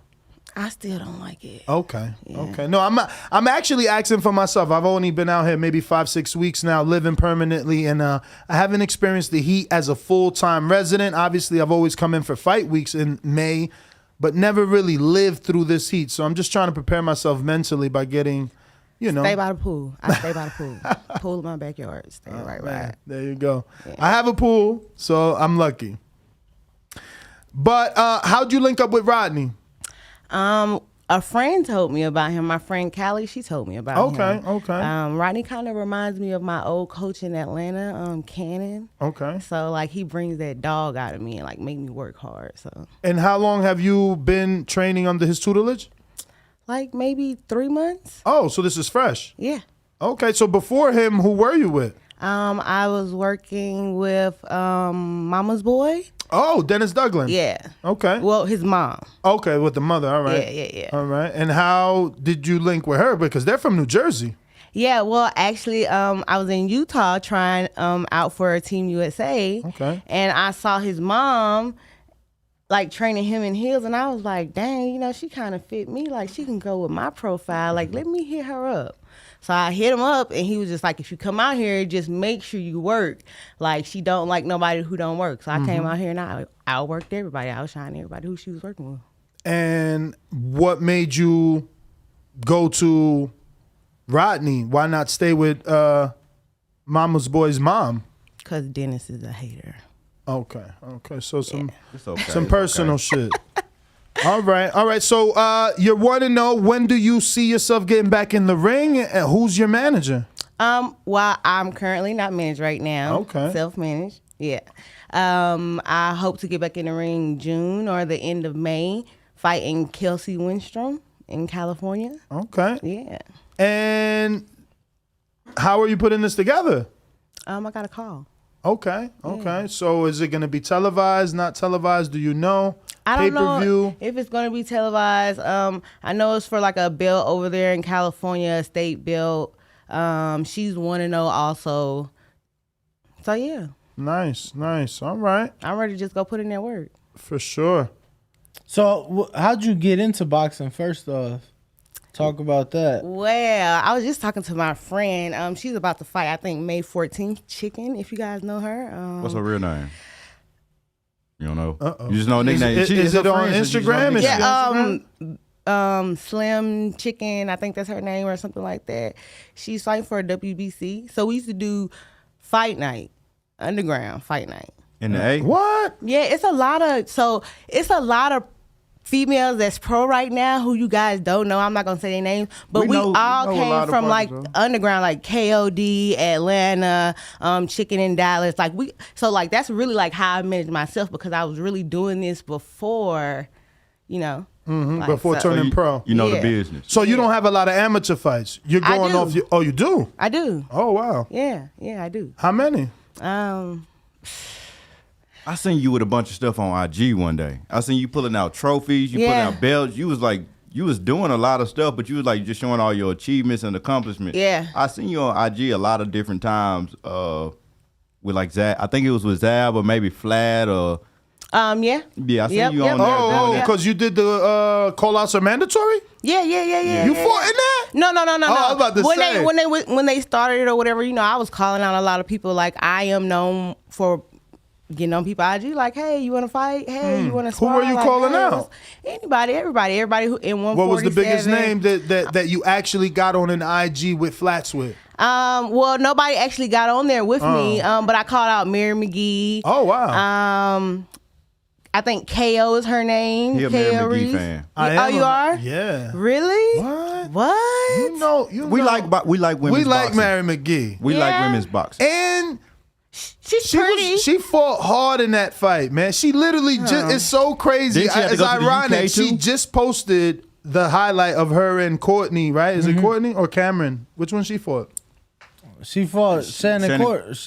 I'm gonna verify just to make sure. But I think she might have fought Chantel Cameron. Not Shannon Courtney. Yes, Courtney right. fought Ebony Bridges. Yes, you're right. So she just posted that saying like how she fought off sheer heart, and I can see that like she didn't have a big name trainer. She came out of nowhere, so her training camp wasn't right. Like I could see if you was in that position, Rodney has the pedigree and the knowledge, so I know you'll be prepared. He prepares Devin. He's part of that team. Like he's been around. He had Samuel Peters. Yeah. You know what I'm saying? So I give her, I guess, a pass because she doesn't have a real team. Like, ain't she from the Midwest too? She's from like Gary. Indiana. Look at that. Yeah. Like, come on, what boxers come out of Gary, Indiana? I mean, maybe there is some. I mean, I'm not being disrespectful. She didn't have a strong team as well. It was Chantel Cameron. She didn't have a strong team, so I don't knock her. And that was all. I mean, you can see the way she's punching. But she had became ain't got champion. That technique. Ain't that her responsibility though? Yeah. Absolutely. Yep. But we all know that women's boxing has like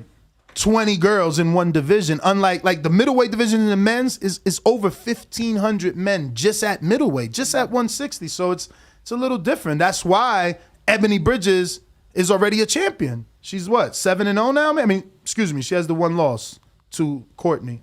But she's already had 2 title shots in less than 10 fights. Yeah. Men don't do that unless they have 300 amateur fights and their name is Lomachenko. Yeah. But where you said in California this fight is going to take place? Yes. And how sure are you that it's going to happen? Can you get like ticket information and okay, so that's a good sign. Contract is signed. We're just really waiting on my opponent. I had an injury, then she had a back injury, so we just waiting on her right now, and the promoter to give us the date, and we're ready to go. And being from Atlanta, why haven't you gone back to like Buckhead? They stay with fights. You could definitely. I had my first pro day. And be a draw there because they love boxing. We actually covered 2 Buckhead fights, and they love boxing so much. We did a Friday and a Saturday show, and they filled that Buckhead thing twice. Then we did another one when Truck fought and Darren Cunningham. It was in Decatur, Georgia, but I don't know the name of it. Cosmopolitan. Yeah. Boom. Yeah. That one. So they love boxing over there, even on club level, high level. When Tank comes out, I've been to those fights, and it gets nice in Atlanta. Yeah, I was co-main event for my first fight on King of the Ring at Buckhead. Nice. So why not stay there? Being a person from Atlanta, build your because in this game, the more tickets you can sell, the more appealing you are to a manager and a promoter. Yeah, but I just don't want to be like local. Yeah. Atlanta, just like an Atlanta-based fighter. Wherever I can go and get my face seen, I'm going to go and move around and get seen. For sure. Like a lot of people from Atlanta is just known for Atlanta. And then when they get put out there and get exposed to something new, they really get exposed. I see what you're saying. But from a financial standpoint, it's working for certain people like a Cash, Quactavious Cash, He'll go to Atlanta, get a couple tune-ups, get back in the green, then they'll get offered a fight. He'll fight someone on the big stage. That's a bigger check. He might not win that fight, but he got that check and that opportunity to try to win that fight. Now he's back in Atlanta, I think May 21st. Get back in that green column. Get back on that bike again, I don't know, but I guess to each his own, right? Everybody has a different path. Yeah. For sure. Yeah. I got to ask, you had dreads, and then I seen you sparring and no dreads. What made you cut them? So I'm known for like having my hair done, makeup, switching it up. I actually used to be a cosmetologist before I started boxing. So just something different, switch it up, do something new. All right. I had blue hair, red hair, green hair, whatever you want me to wear. So talk to me a little bit, because that's what drew me to you, was watching you spar. And I have her name finally. I was asking Coach for her name for like a week so I could post that for you. And it took him a bit to give it to me. I'm going to have to actually go through my YouTube to find her name. But it was a 3-time champion. And I was really impressed because she seemed to have a wealth of experience, obviously being a 3-time champion, and very confident in the ring. But you were holding your own with her. And that's what obviously impressed me about you. So just talk to us a little bit about your time in the ring, that one time where we got the opportunity to watch you spar. And was that the first time that you sparred with her, as I look up her name? Yes, that was the first time I sparred with her. I didn't know she was a champion. I just thought like she was another boxer coming in. So, you know, I didn't feel no intimidation or nothing. When I got in the ring with her and I saw her like start moving, by the second round, I was like, oh, she a vet. I was like, oh, I got to adjust. So, like, by the second time we sparred, I made her start adjusting, because I adjusted to her and went back and looked at my footage. And I was like, oh, she's some real work. I haven't had nobody just, like, beat my ass in Vegas. Like, I haven't. But I don't think she was beating your ass. No, but she made me adjust. Like, she made me think. You know what I'm saying? Like, most girls, I can just dog them, put them in the corner. I'm going to dog you. Who you been dogging out here in Vegas? I dog everybody.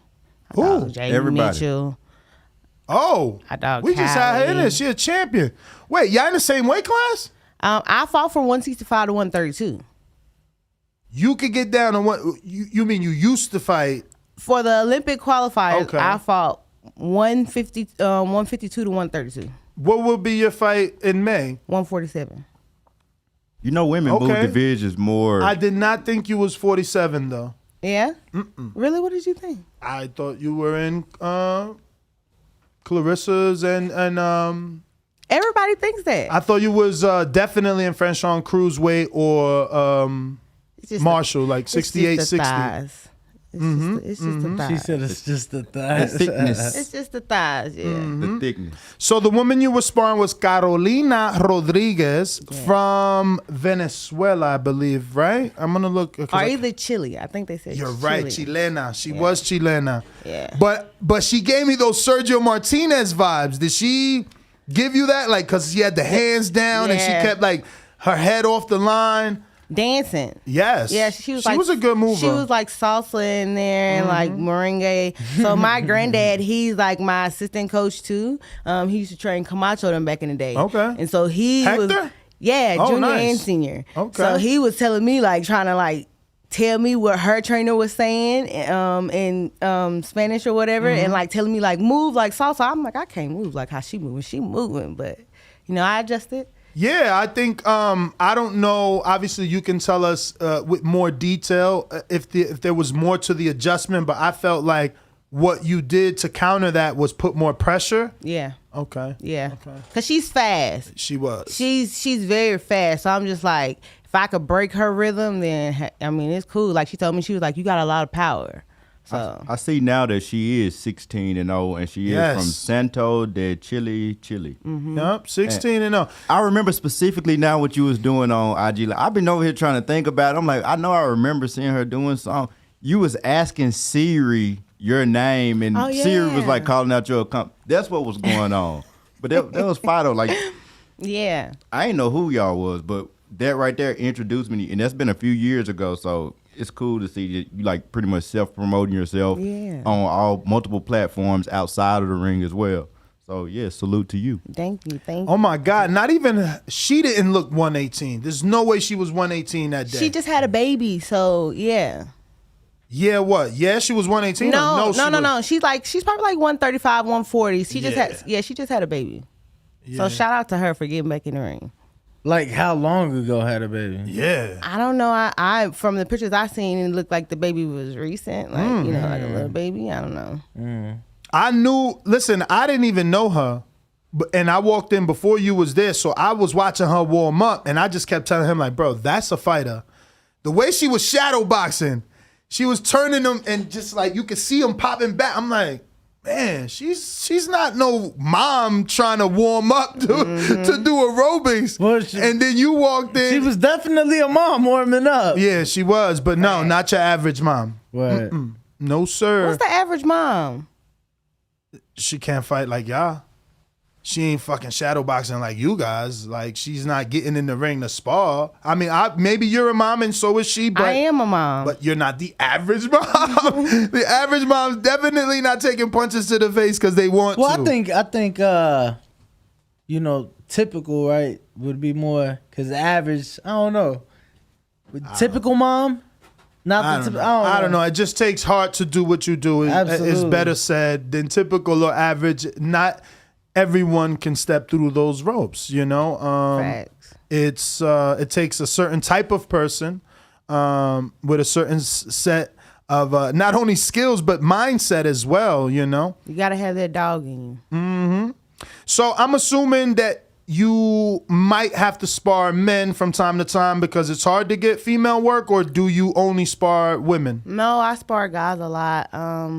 The female work, it's okay. It's really not a challenge. So with the guys, I get to think more. They make me think, like they talk to me in the ring, like, hey, you square, like step a little bit to the left. Like with females, I'm just dogging them, and it ain't that good. So where do you envision your career at least 3 years from now? I want to be a world champion. I am going to be a world champion. I want to do it in like at least 3 divisions, Like I want to do 147. I'll do 140. I mean, I even go down to 130, if I have to, or either up to 154. I mean, like anybody can get it. And how old are you? I'm 32. Okay. No, you could definitely do it as a female boxer because Kylie Reese is how old? She been around for a minute. I'm shocked. You know who I'm shocked hasn't been back? Ava Knight. Like, she was one of the first. She's been back. She's fought in California recently. But that's what I'm saying. Like, I'm shocked that like a promoter hasn't picked her up. She's been around for a minute. She's got a name. She just had a baby. She deserves some TV time. She just had a baby too? Yeah. I haven't seen the little baby in the gym. Like, she's fresh. Yeah. I haven't seen her. She just fought on a tank card in L.A. Yeah. Ava? Yeah, we was there too. She must have been like the opener because I was there from the beginning. I definitely seen Derevyanchenko, and that was the co-main, right, with Adames. Right. I don't know. Yeah. I didn't know. So they have you listed as 5 foot. Yes. Is it really 5? I feel like you might be slightly smaller. What? You don't think so? No, I really be looking at y'all like I'm y'all height. Oh, wow. You definitely Danny's height. Yeah, you know, for sure. Yeah, I'm 5 foot. But I give them work like I'm 6'4".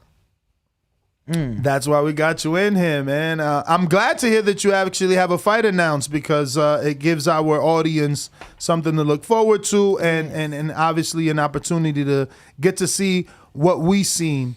So you said that your grandfather is the second in the corner, and he used to train both Camachos. Yeah. So he used to train a lot of guys. When did you realize who he was and that he trained fighters? At what age did you notice?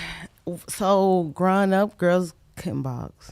Girls wasn't, So that wasn't like a main thing for me. I didn't start boxing until I was like 25. Wow. Until I was like, ain't nobody gonna tell me what to do. I'm gonna do what I want to do. For sure. So, he even told me my first fight, he didn't go with me to my first fight. Wow. He was like, you're not ready, Desi. Like, you got to be in tip-top shape. Then you can run him out the ring. So I actually went to my first amateur fight by myself. Just the coach? Just me. No coach? No coach. Man, that's like Mike Polite. Yeah. I won. Nice. That's what matters at at the end of the day. That's what matters. So, are you a mom yourself? Is that why you defended average moms? Yes, I am a mom. Okay. I have a 13-year-old daughter. Oh, okay. Yeah. And how does she feel about you getting in the ring? She loves it. I think she was there, right? Yeah, she felt like she that. loves it. She's been around boxing like since she was born. She's worked for Team USA as a glove runner. Oh, wow. Yeah, so she's been around it her whole life. Okay, so you made it on Team USA. No, I didn't make it on Team USA. They actually pulled my weight class that I won. I won at 141, and they pulled that weight class, and they said it wasn't an Olympic weight class anymore. So that's why I went down to 132. Same shit that happened to Shushu. That's exactly what happened to Shushu. They pulled his weight class, so he had to go down in weight. Yep. And I guess in the amateurs, they do it by points in your weight class. So he didn't have, he had only enough points to qualify. Yeah, enough points to qualify. And that's what happened to you? Well, I fought at 152, made it to the semifinals, and then I went to 141, won the whole thing. And that was so crazy because I had an allergic reaction. To what? So I have anaphylactic shocks. So it could be the atmosphere, spores in the atmosphere. I could get stung by a bee, food, or whatever. So I actually had an allergic reaction the night before weigh-in. So I had to wear a mask. My face was swollen. Wow. Yeah, but I still won the whole thing. So is it like the movies? You get the pin stuck in you? Yeah. Oh wow. Yeah.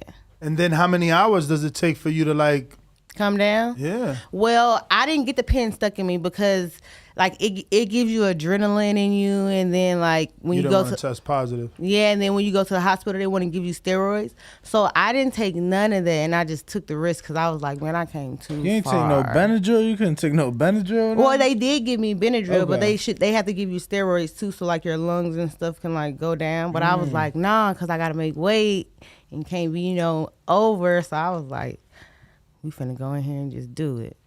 So even though you're 1-0, you're pretty much a vet though, because you started at 25, right? I think you're what's that, 7 years now? You said 32? Yeah. So that's 7 years now. Yeah.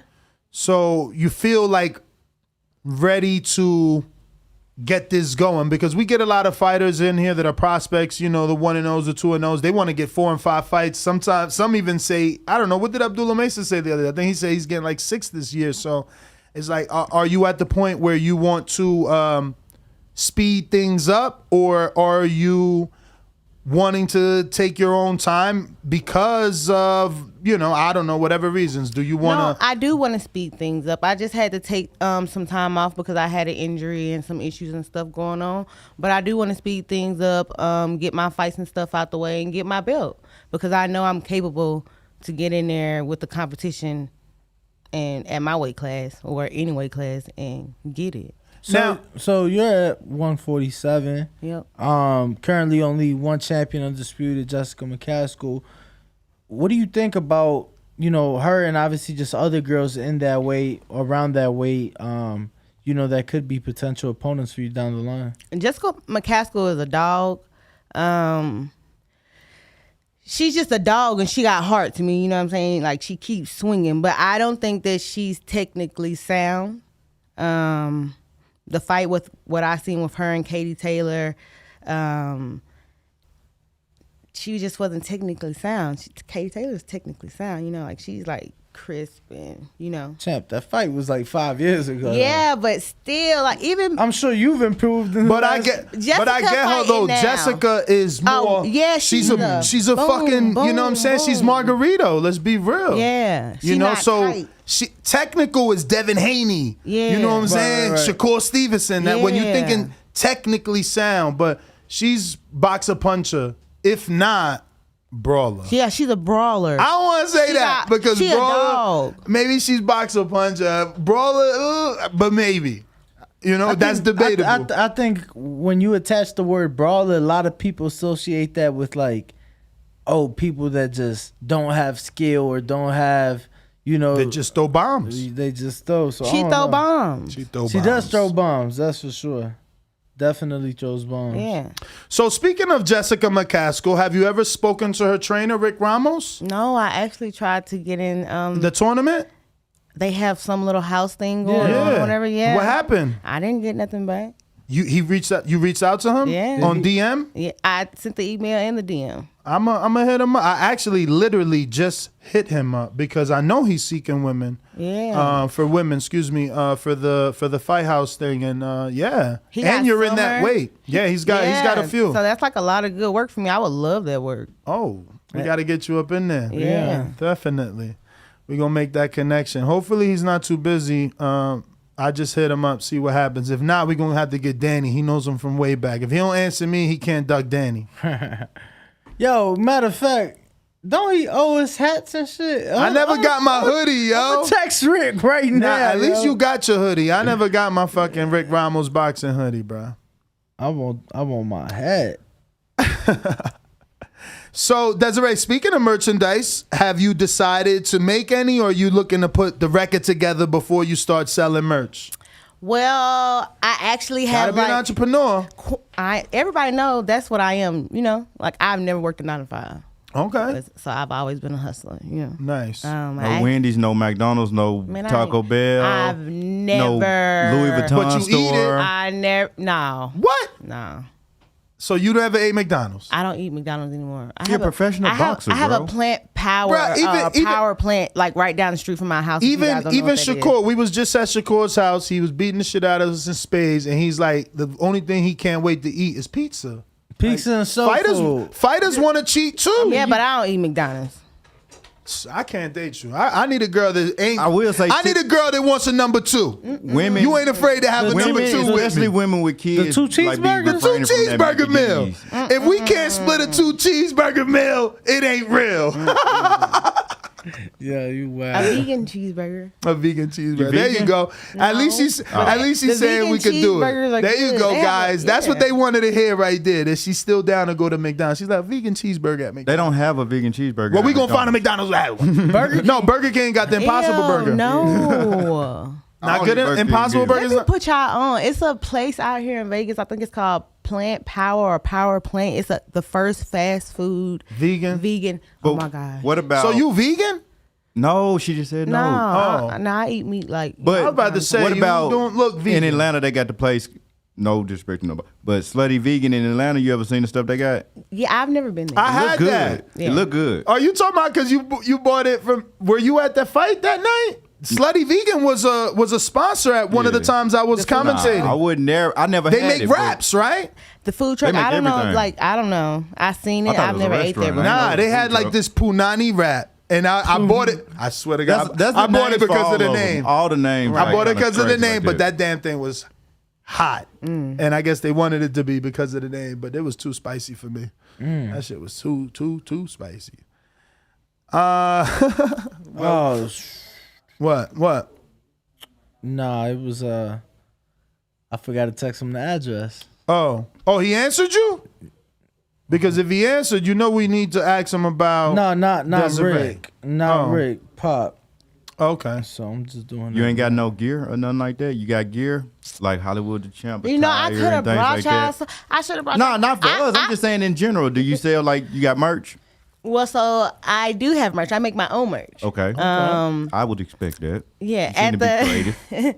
at the amateur tournaments, I used to give out like posters with my autograph, shirts, to like the parents and kid appropriate shirts. You know. Understood. So yeah. Looks like I think we might have a couple of questions here. Looks like Ruin a 504, which is New Orleans. He says, "Tell us the story about how you got into boxing." I think you kind of did that, but if you have any more details, Well, I used to do fight night in Atlanta at Club Crucial. Shout out to Club Crucial, West Side Atlanta Bankhead. If anybody know, you know, you know. But so I used to do that. I went to Granite City Boxing. Went to my grandfather in boxing. I wanted to go pro. They told me no, that I didn't know nothing about, you know, like boxing for real. And then I started training to be an amateur boxer and went to my first fight on my own in, I think, South Carolina, Wilmington. I think that's where it was. Yeah. I was finna say, I seen you had fought some notable names in the amateurs like O'Shea Jones. I seen you fought her twice. Yeah. I fought her actually 3 times. 3 or 4. You fought her 3 times. Yeah. What was that? And it. Let me go. If I go back to it, I could get more information. But it looked like it was for like. Yeah, that's probably a tournament, right? Yeah, it was like a high level tournament. Yeah, so I fought her in tournament wise, but I actually first met her in Atlanta. I was going around and I was like, can't nobody beat me. I'm queen of the ring, this and that or whatever, talking junk. And a coach, or I don't know if he's like a promoter or whatever, actually brought them down. And that's when I first met her. And I felt like I kind of got tricked because they switched my coach out my corner at the time and put, I don't know if you guys know Brian Norman. Brian Norman and Brian Norman Jr. Yeah, they put his dad in my corner. And I've never fought a southpaw. So, getting in there, fighting a southpaw for the first time with my coach not being in there with me, she was hitting me with shit. And I was like, I came back to the corner. I was like, what am I getting hit with? This is not making sense. And she bred, too. Like, she a bred fighter from the ground up. You know how people say, oh, yeah, you don't need to turn this, that, and the other. Like, she's raised to become a pro her whole life. I mean, she got a bunch of brothers. But it looked like you fought her in the 2017 USA Women's National Championship semifinal. So that was pretty big in itself just alone, you know? How many fights did you have to win before you got to her? Not a lot. Oh. Not a lot. It wasn't a lot of girls in our weight class at that time.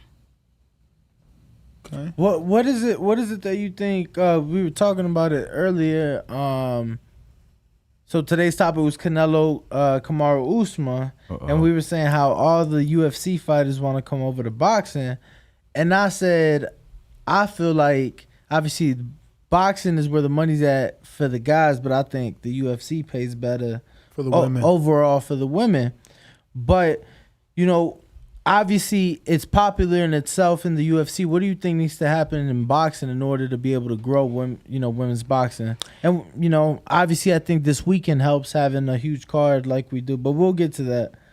Well, I mean, a lot of people are going to feel mad about this or whatever, but sex sells, ladies. Sex and skills sells. Amanda Serrano. Does Kean have his headphones on? I'm glad he came in the fucking studio, this guy. Coming from a woman. Coming from a woman. We've been trying to tell him that all week long. Week? Try fucking 2 months. I only been around for like a week around Kean, so 2 months. Women can fight, and that's cool or whatever. But when y'all pay more to see some sexy women fighting? Absolutely. For real. Absolutely. Yeah. I would. Yeah. So that's what I feel like will make us get paid more. We fighting this and that or whatever, but far as y'all respecting us on the same level as us fighting and paying us the same way, no, we're gonna have to manipulate it a little bit, play with y'all mind. That's how it was in the beginning though with the Mia St. John. She wasn't even in boxing trunks and like a sports bra type. She was in there in like some bikinis. Yeah. I mean, she had I don't know what it was pink. I know that. I don't know the name for the female clothing and whatnot, but it wasn't the traditional trunks and sports bra. It was definitely something different. But her opponent had on trunks and sports bra, so it looked really weird in the ring. Oh, you talking about in the ring? But even MMA women, they wear little ass Daisy Dukes. Yeah. I know those supposed to be jeans, but what I'm talking about, they be like, the shorts be like a little ass band. They be twerking. That's cool. No, can you beat up some MMA fighters for us, please, Hollywood? Yeah, I actually have. Who? And we want you to do it in in training though? Like they want to work on a stand up. Nah, I beat her up in the amateurs before at a Golden Glove tournament. I think her name is Chelsea something. I can't remember. We don't know them. We just want you to beat them up. Yeah, I would love to fight MMA fighters though. We want you to beat them up. I got it. Justin Gonzalez in Milwaukee says, "How do you motivate yourself and make us a fan? How do you motivate yourself and make people fans of you?" Well, people are fans of me. I think they like my social media. They like my drive, how I push, how I overcome things. I used to be real big. I motivate people on the weight loss journey, on just being really? Yeah. How big? I used to be 198. I'm going through this social media. Do you have like a side by side like most people? Yeah, I think if you go all the way down, you'll see like me in a black dress or something. Yeah. How long ago did you cut your hair? A couple of weeks ago. So. Oh wow. Yeah. That recent. Yeah, so I'm native. So like in our tradition, when one of your elders die, you cut your hair. Oh wow. My condolences. Yeah. I haven't found it. No. I'm still scrolling. Strolling all the way down. How many posts? You probably got 1,000 pictures on there. Maybe. Not that many. It's like a picture of with a black dress on. So, from 198 to 150 something, that's like legit. How did you do it? Did you do it just by running a lot, or did you have to like totally switch your diet up and go in like a calorie deficit every day or whatnot? Well, I did like cut my car out a lot. I like walked my daughter to school, rode my bike a lot. Did a lot of boxing. I actually grew my own garden. Let me get a screenshot. You terrible right here. What's going on with this? Explain. Oh, so Of course we know what occurred, but I guess he wants you to explain. No, I know what happened to Franchon Cruz, my girl. You know, that was a tough ass fight by Alejandra Jimenez. But you selling wigs? That's one of your entrepreneurial ships? No, so I told you guys I used to do hair and makeup. I was a cosmetologist before I started boxing. So I used to hit her and Clarissa up and like, you know, hey, I do hair and makeup. Can I hook your hair up? You know what I'm saying? Like just trying to help them out because I'm like, I don't know if they know what they look like to the audience. And her hair coming from a stylist, that should have never came off, you know? So I made a YouTube on how to lay your lace front wig so you won't be like French on and get your wig pulled off.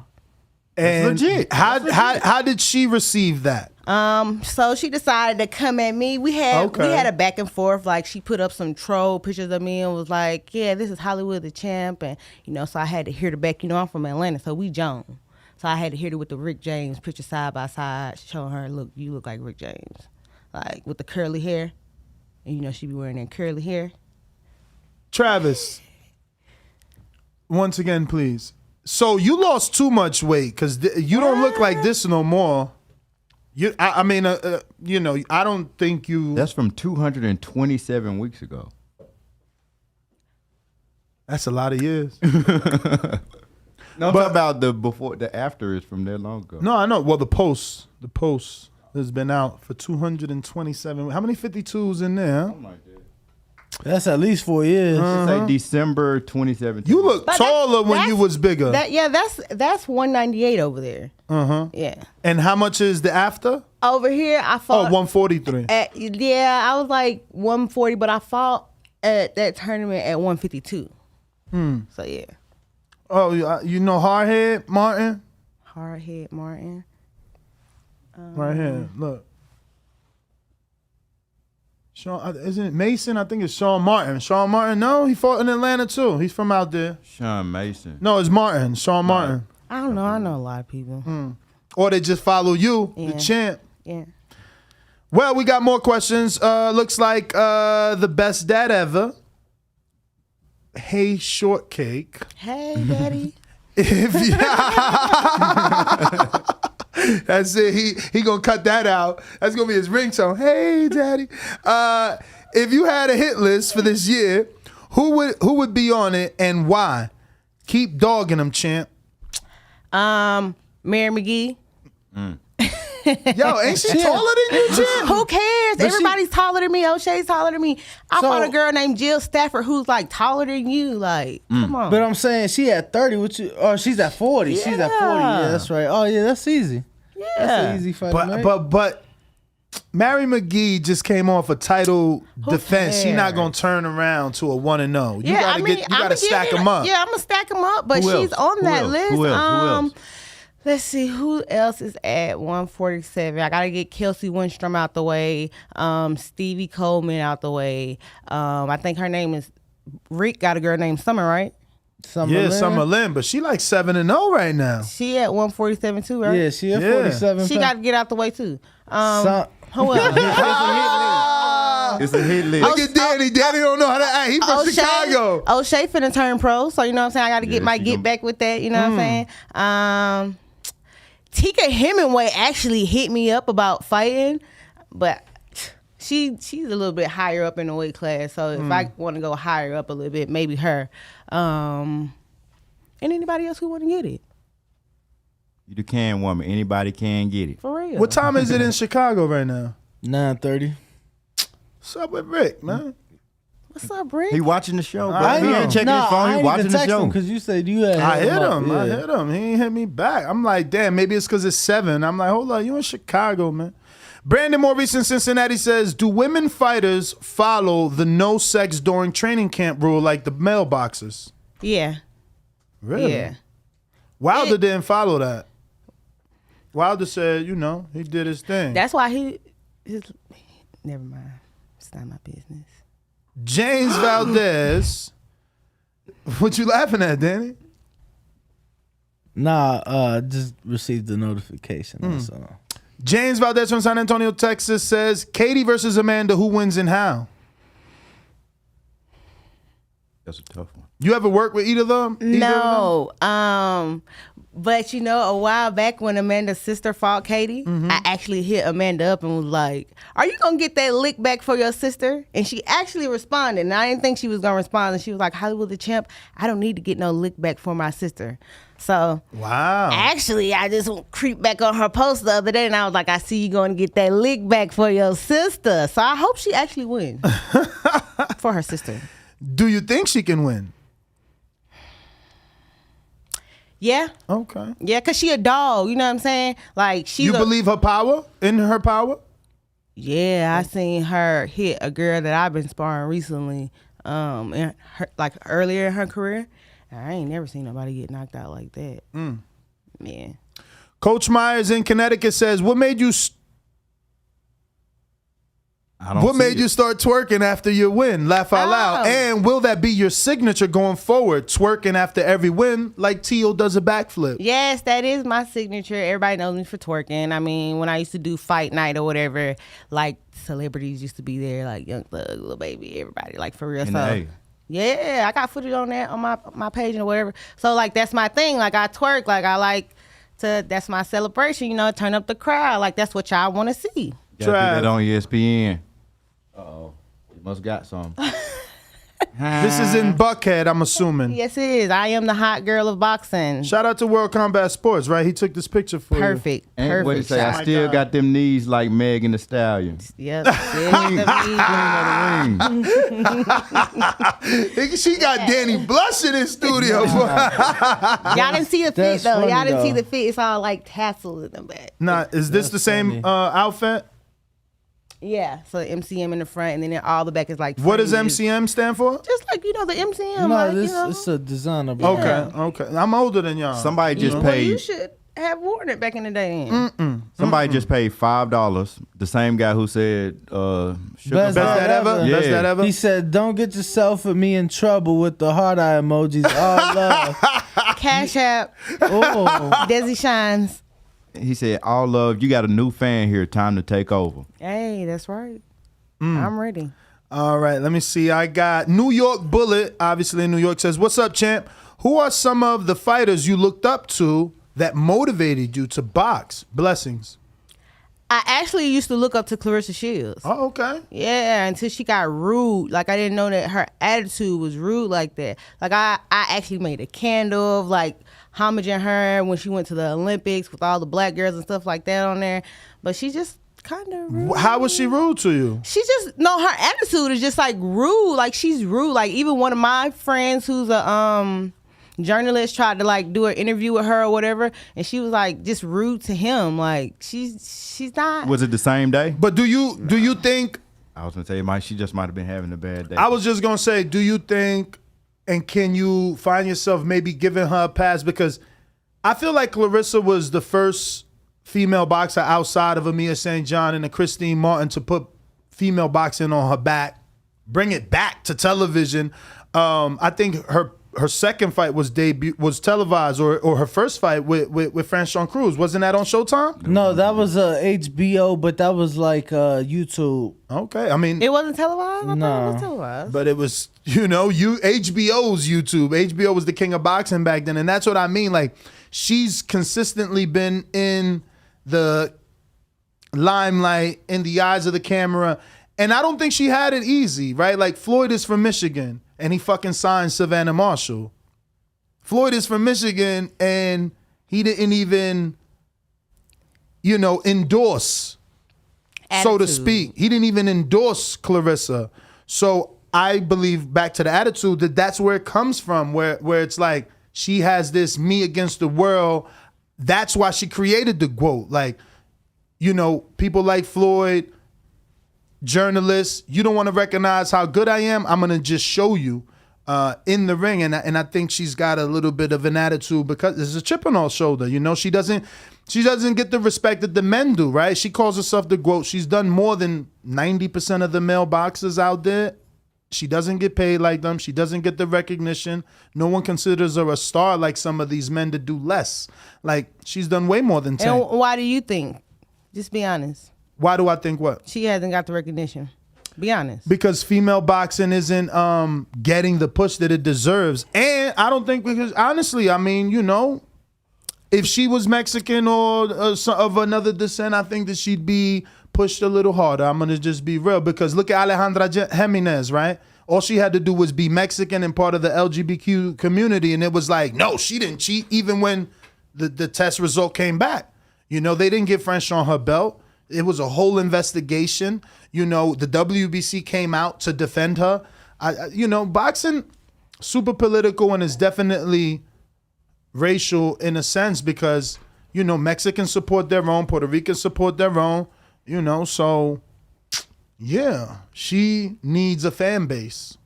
Like she's got to go to UK to fight Marshall when Marshall's done what? Win a vacant belt that Clarissa gave her? I got to go to another fucking country to fight you when you're making a name off of beating me 10 years ago. Meanwhile, I've undisputed, I've unified, I've moved up, and I had to give you my belt so this fight looks good. It's pretty unfortunate in my opinion. I can see why she's upset. I'd be upset every fucking day. I did too much. Has Katie, I mean, you guys can help me. Has Katie accomplished as much as Clarissa? Has any other woman in boxing accomplished as much as Clarissa? Katie close with the medals and the She's got resume. 2 medals? I said close. I know, I'm asking. I'm asking. I know she got 1. Okay. So Clarissa has 2. How many divisions has he unified or undisputed? I'm not certain, but I know she beat the undisputed Jessica McCaskill. Who?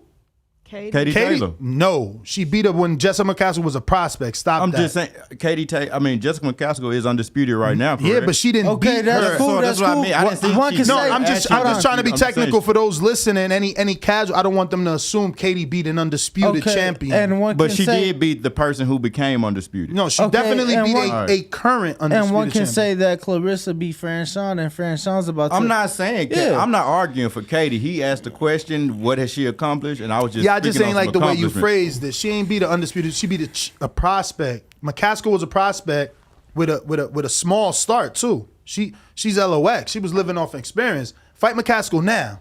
See what happens. I think she would still lose. Wow. Katie. Really? She's not technically sound like that. You think McCaskill would still lose? She just come forward a lot. I like McCaskill a lot. She just come forward and throw punches. And Katie's punch count is up there, and she could be a counter puncher. She can box backwards, and Jessica just goes forward. A good box, and she has some defense anyway. Not a lot of defense, but some defense. She got more defense than Jessica. Yeah, Jessica don't really have defense because she's so strong and she just coming forward, which I like that style, and I am a fan. But you brought up Summer Lynn. Have you seen her fight before? That tickled them the wrong way. I've seen some clips of her fight. Almost spit her water out. Do you think her and Jessica fight the same? Do you think they have similar styles? No. Summers, to me, she's more of a boxer. Like, she's a boxer, kinda. She could be a brawler a little bit. Jessica is just a brawler. She's like a brawler. Just to be honest, keep it real, 100. No. I just wanted to see, because the question I asked about Summer was because I want to see what you thought of her style. Summer, she can box. To me, like, she, you know what I'm saying? She tight. She turn her punches over. Uh-oh. Did he just zoom out? Let me get a screen share in the meantime. This is Summer Lynn for anybody that doesn't know. Follow her on Instagram at Summertime Shy, as she is from Chicago. And just picked up another win. She's 7-0 with 3 KOs. And Rick Ramos, what's up, my friend? What's up, Rick? Take me out to dinner. Man, how you gonna say that? You got to unmute. You're muted. You're muted. You're muted. His wife. Nah, that's the Joe Biden There you joke. go, Key. What's up, bro? I had to connect you with my girl Hollywood the Champ, man. I was training at Bones Adams, and I seen she's a fucking dog. And not only is she a dog in the ring, but her attitude is exactly what we need to hype up women's boxing. She's already calling out Summer Lynn that's 7 fights in front of her. She wants to be part of this, fight house you have happening in San Diego. So I said, let me pull some strings. Obviously, obviously you don't like me as much as you like my producer because he got in touch with you. No, I hit you right back.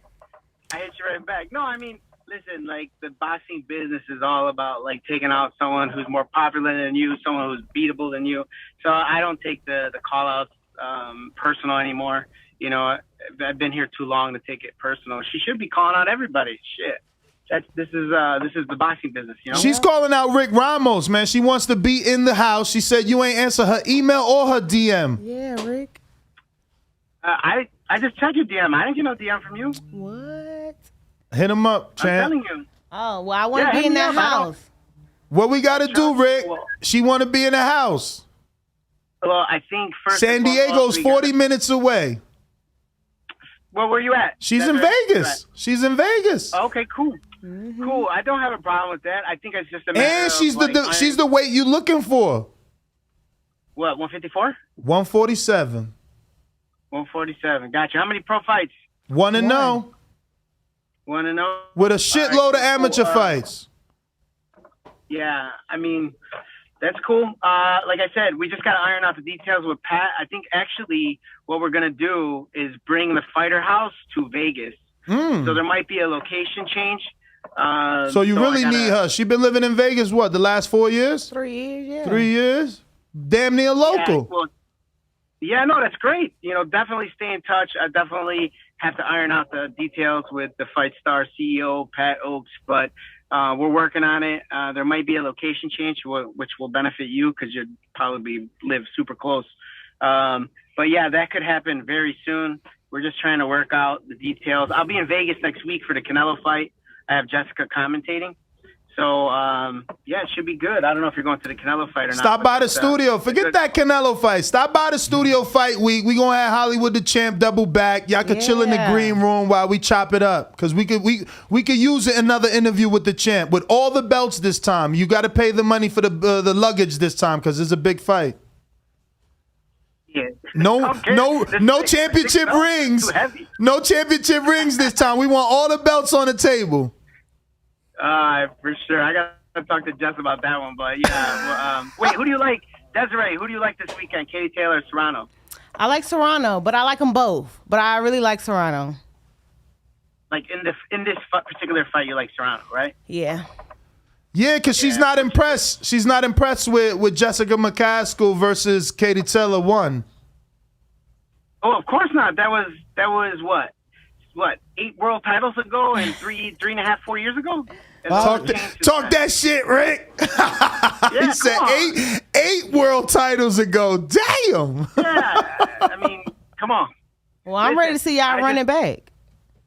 Oh, gosh, me too. Shit, I'm dying to. Rick, who y'all fighting, man? Cut the bullshit, Rick. Who are you guys fighting in San Antonio? Here, I'm going to tell you because you're my boy, Ness, and you know, I didn't even tell anybody. So here's the thing. Like, there was offers that, you know, sometimes these promoters, they send offers out that aren't even real. So I wouldn't be surprised if they say, hey, Desiree, they sent you an offer. And then Desiree thinks she's fighting Jess, and we don't even know about it yet. So it's kind of like there's like 3 or 4 girls who got offers. Apparently, they all agreed. And then they come back to me, and I was like, well, there's weight issues. You know what I mean? Like, there's certain girls that we would fight at 144, and there's certain girls that we would fight at 147. And, you know, since we're the A side and undisputed, I want to make sure I put Jessica in the best position. So there were 3 offers sent out. All 3 girls said okay. Now, all of a sudden, all these girls are saying, well, I want 50 more grand if it's 3 pounds lower, or I want this, or I want that.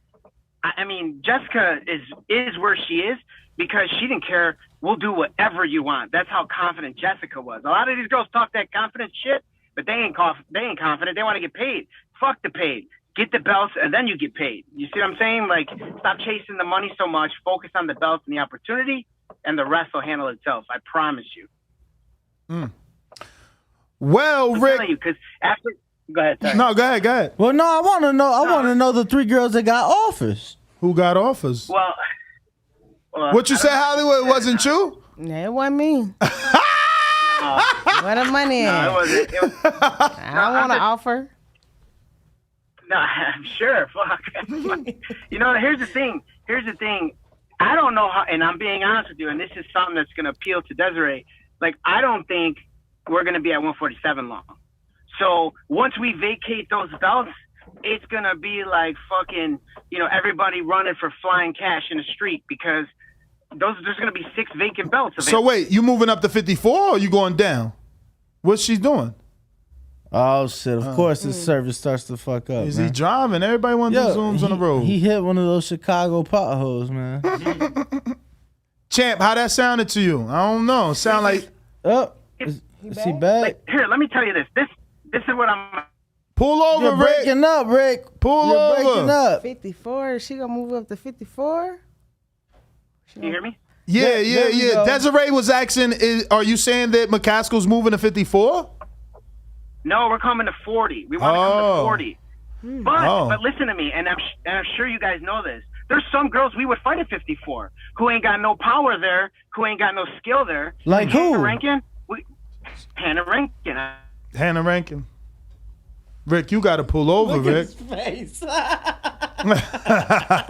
Danny's terrible. Yo, Bo, get a picture of his face.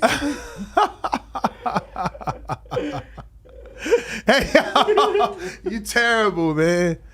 Well, champ, I don't know. You think he knows of you?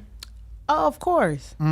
Everybody know who Hollywood the champ is. So he said he checked his DM. You ain't DM him. Man, he got that DM. Show me. They got that. I don't got my phone with me right now. I promise you, they got that DM. And I think Would you take short notice? Yeah, because I'm gonna always be ready. Like I'm gonna always be ready to fight. Like ready for. So if they made you one of the options for McCaskill in San Antonio, you would take short notice. Man, hell yeah, I'm ready. Shit. Didn't you just see me spar? Oh, wait a minute. He's back. We got him back. Wait, he's back.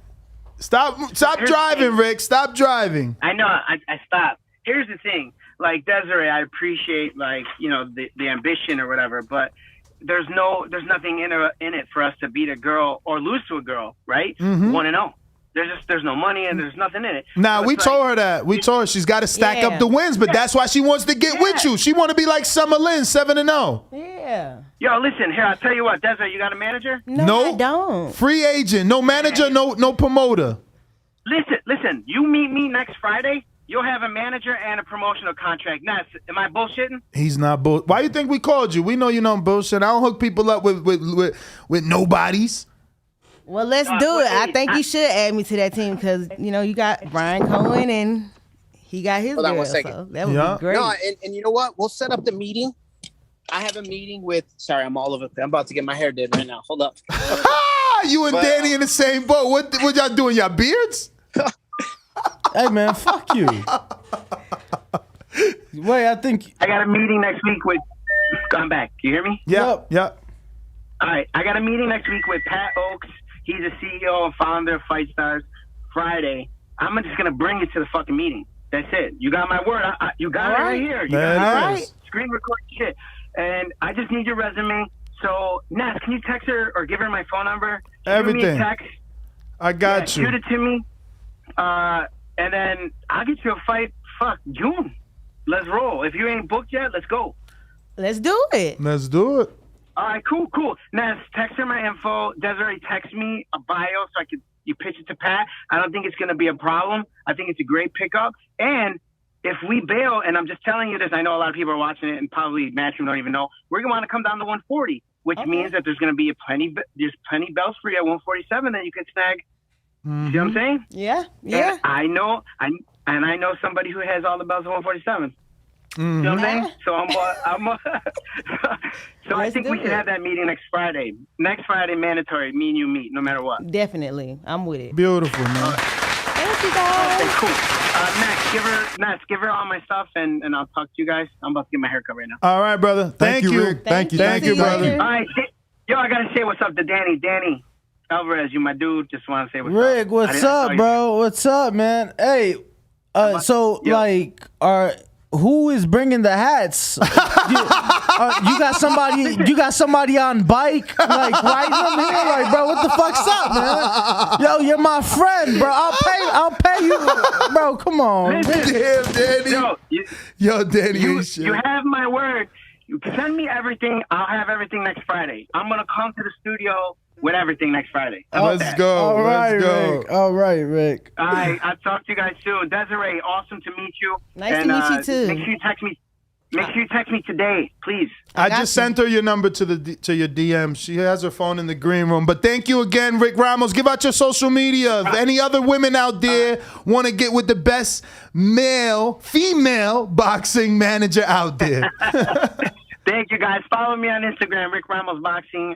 You can find me there on any social media platform. Yo. And I will talk to everyone soon. We got to do a super card with Rick Ramos girls versus Brian Cohen girls. Yeah. Let's fucking get a super card. A super female, all-female pay-per-view. Let's do it. All right, Rick, thank you. Hey, as long as Eddie Hearn pops that bill, then we're all good. Let's do it. Let's do it. I'll see you guys. Thank you. Thanks, Later. Rick. All right. Well, Desiree, I think I got that, you guys. Thank you. Of course. This is what we do. It's not just for you. We try to help every fighter. This is the only sport I love. I'm the first man you're ever going to meet, never watch football, Super Bowls, Grand Slams, none of that shit. This is it. So if I can help you be great and interview you 10 years from now, you're only helping my job. I don't like any other sport. So that's nothing. And I know Rick was looking for women. He told us already, this fight house has been going on for some time.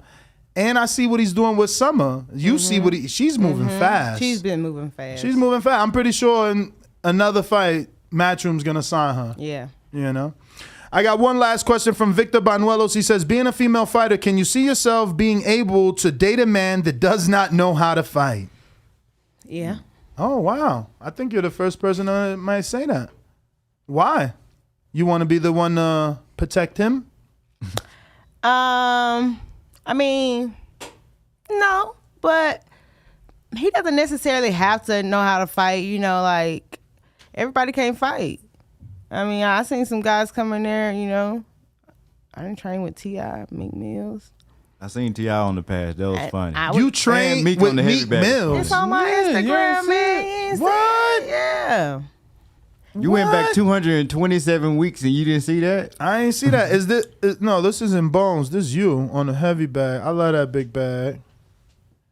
Actually, Can I get a screen share? Probably I didn't find it because I didn't make it past some of these pictures. Now, how we know that's you? Your back turned. That's right. That ain't you. That is me, man. Listen, trust me. That's the champ, baby. We in Atlanta.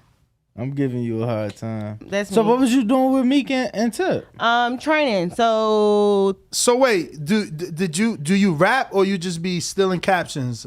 Where'd you get these captions from? I do a little something. Wondering how I'm this hot with no deal. Nah, you don't know. That's like lyrics from people's stuff. Okay, I was like, who? I don't know. I'm older than you. Who's singing these lines? I don't know. I forgot. Oh, okay. Probably Megan. Oh, okay. Yeah. Okay. I use a lot of her stuff. Okay. But yeah. So you see. So where was that Meek Mills? Was it how far was Atlanta. it? No, I know, but it was deep down in the. Yeah, that shit was Oh, that's down why. there. That's what I'm saying. I ain't make it past.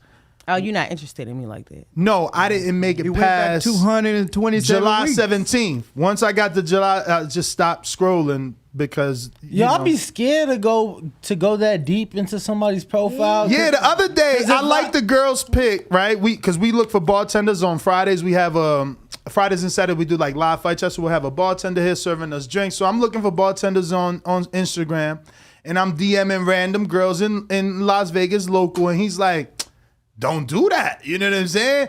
And I'm like, why? He's like, because that was like last year. You liking a pic from last year. You look like a stalk. I'm like, bruh, I'm looking at her shit. She looked good last year. I like that pic last year. Yo, you ain't look good in a while. That's all I'm saying. If I like a pic. Nah, I don't think that means that. I just think it's like, you look good in that pic. And I just liked it. Is that a bad thing?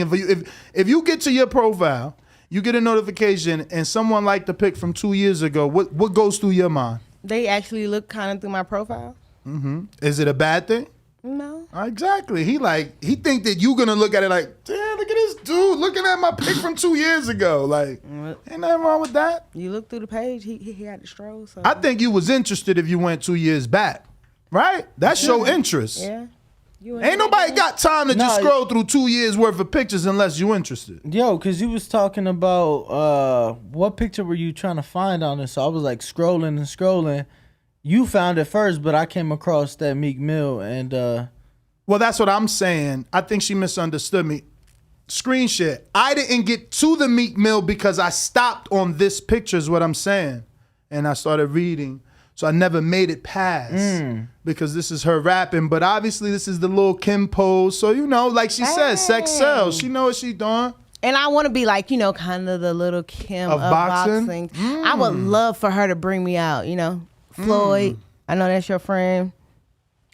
So actually, someone did come out with Lil' Kim recently in the last, 3 years? Deontay came out with Lil' Kim. That's what it was. Kim. I said Lil' Kim. Deontay, yep. Yeah, he came out well, with champ, I think that is all the questions. Let me refresh in case anyone snuck a last one. In the meantime, please give out your social media. Not like we haven't been screen sharing it, but just in case they're still crazy enough not to be following you. Everybody follow me at Hollywood the Champ on YouTube, Instagram, and on Facebook. You got a YouTube channel too? Yeah. That's what I'm talking about. We get grown ass fighters that ain't got a YouTube channel. You want to know what? That's how you do it. Shout out to you. Yeah. We're gonna take a quick intermission and a picture with the champ. We'll be right back. We don't forget we still have the true trainer of Shakur Stevenson coming up. I got the text. They're on the way. It's about to get crazy in here. Join us in a few minutes as we'll be right back. 12 years. I never expected it to turn out like this. TheBoxingVoice.com. Shout out to the community, man. I appreciate y'all. What's happening, people? Info Joe, Los Angeles, in the building. Adrian, the problem Roman, man from the frozen tundra. Keem, straight out of Florida. Liz Lowe, Decatur, Georgia. You already know what it is. It's the Queen, Martha K, Detroit, stand up. David Maldonado, New York City. Yo, Nuss, don't cut me off, man. Don't cut me off. King Amin of Essex, catch me for them championship rounds. Big Superman, Plainview, Texas. Davidian in Buffalo. God bless you all. In Jesus' name. Without Chad ain't nothing. Without the callers, it ain't nothing, man. Bad Girl, TKO, San Diego, California. Big Fish, Vegas, Palm Beach, Florida. Intrigue the Incredible, straight out the ATL. James Benitez, Huntsville, Alabama. It ain't hating, it's just the truth. Show Kid, Mount Vernon, New York, suckers. SDS Promotions. Coach Mide from London, UK. Checking in from Tennessee, it's Lethal James, P-A-Y-N-E. It's lethal. Line 6 Reed, just spreading that boots gospel. Bo from Bama, only in America. Well, I'm a true attestation to the American dream. King Born, Crown Heights, Brooklyn. You heard? 4 chicken wings and french fries, breakfast of champions. Let's get to it. JT, New Orleans, Louisiana. Stuff like that. Yo, TVV, this Coach J-Mac. New Orleans, Louisiana, 504, baby. What have you? C. Y. E. California. Like the video, subscribe to the channel, join YouTube members and Patreon for some. This is the #1 pound for pound and 2-division champion, Marvin the Tank Furman from Dallas, Texas. Mr. LV Southern, from DC to Stunt City, Bomb Squad. Brandon Maurice, aka the AJ Trucking, straight out of Cincinnati, baby. Madbat 100, U.S. Virgin Islands. Chickarelli, Hollywood, California. Louis Reyes, Boston, Mass. Yo, drop that SDS shit, This son. message was brought to you by SDS Promotions. The voice of the people. There is no equal. You can add that Master Gibbs on Skype to be part of the conversation. TheBoxingVoice.com. As I always say, please make sure you push the thumbs up. Share this in every episode of the Boxing Voice podcast. This is TBV for life. If you ain't on Patreon, that's because you're stupid.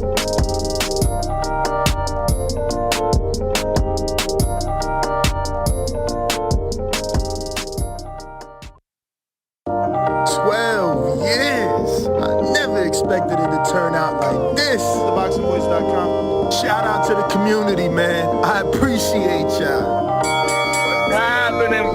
What up, ladies and gentlemen? We are back. Shout out Info Joe. Let me see where we at. Did we miss any super chats?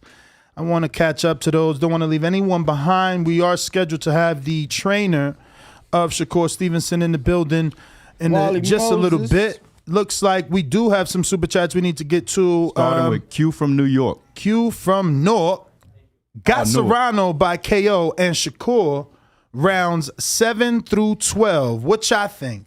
Yeah, I mean, if she's gonna stop her, it probably will be late. It's gonna have to be after a nice game plan and some serious punishment that Katie would have to take in order to wear her out and get the stoppage late.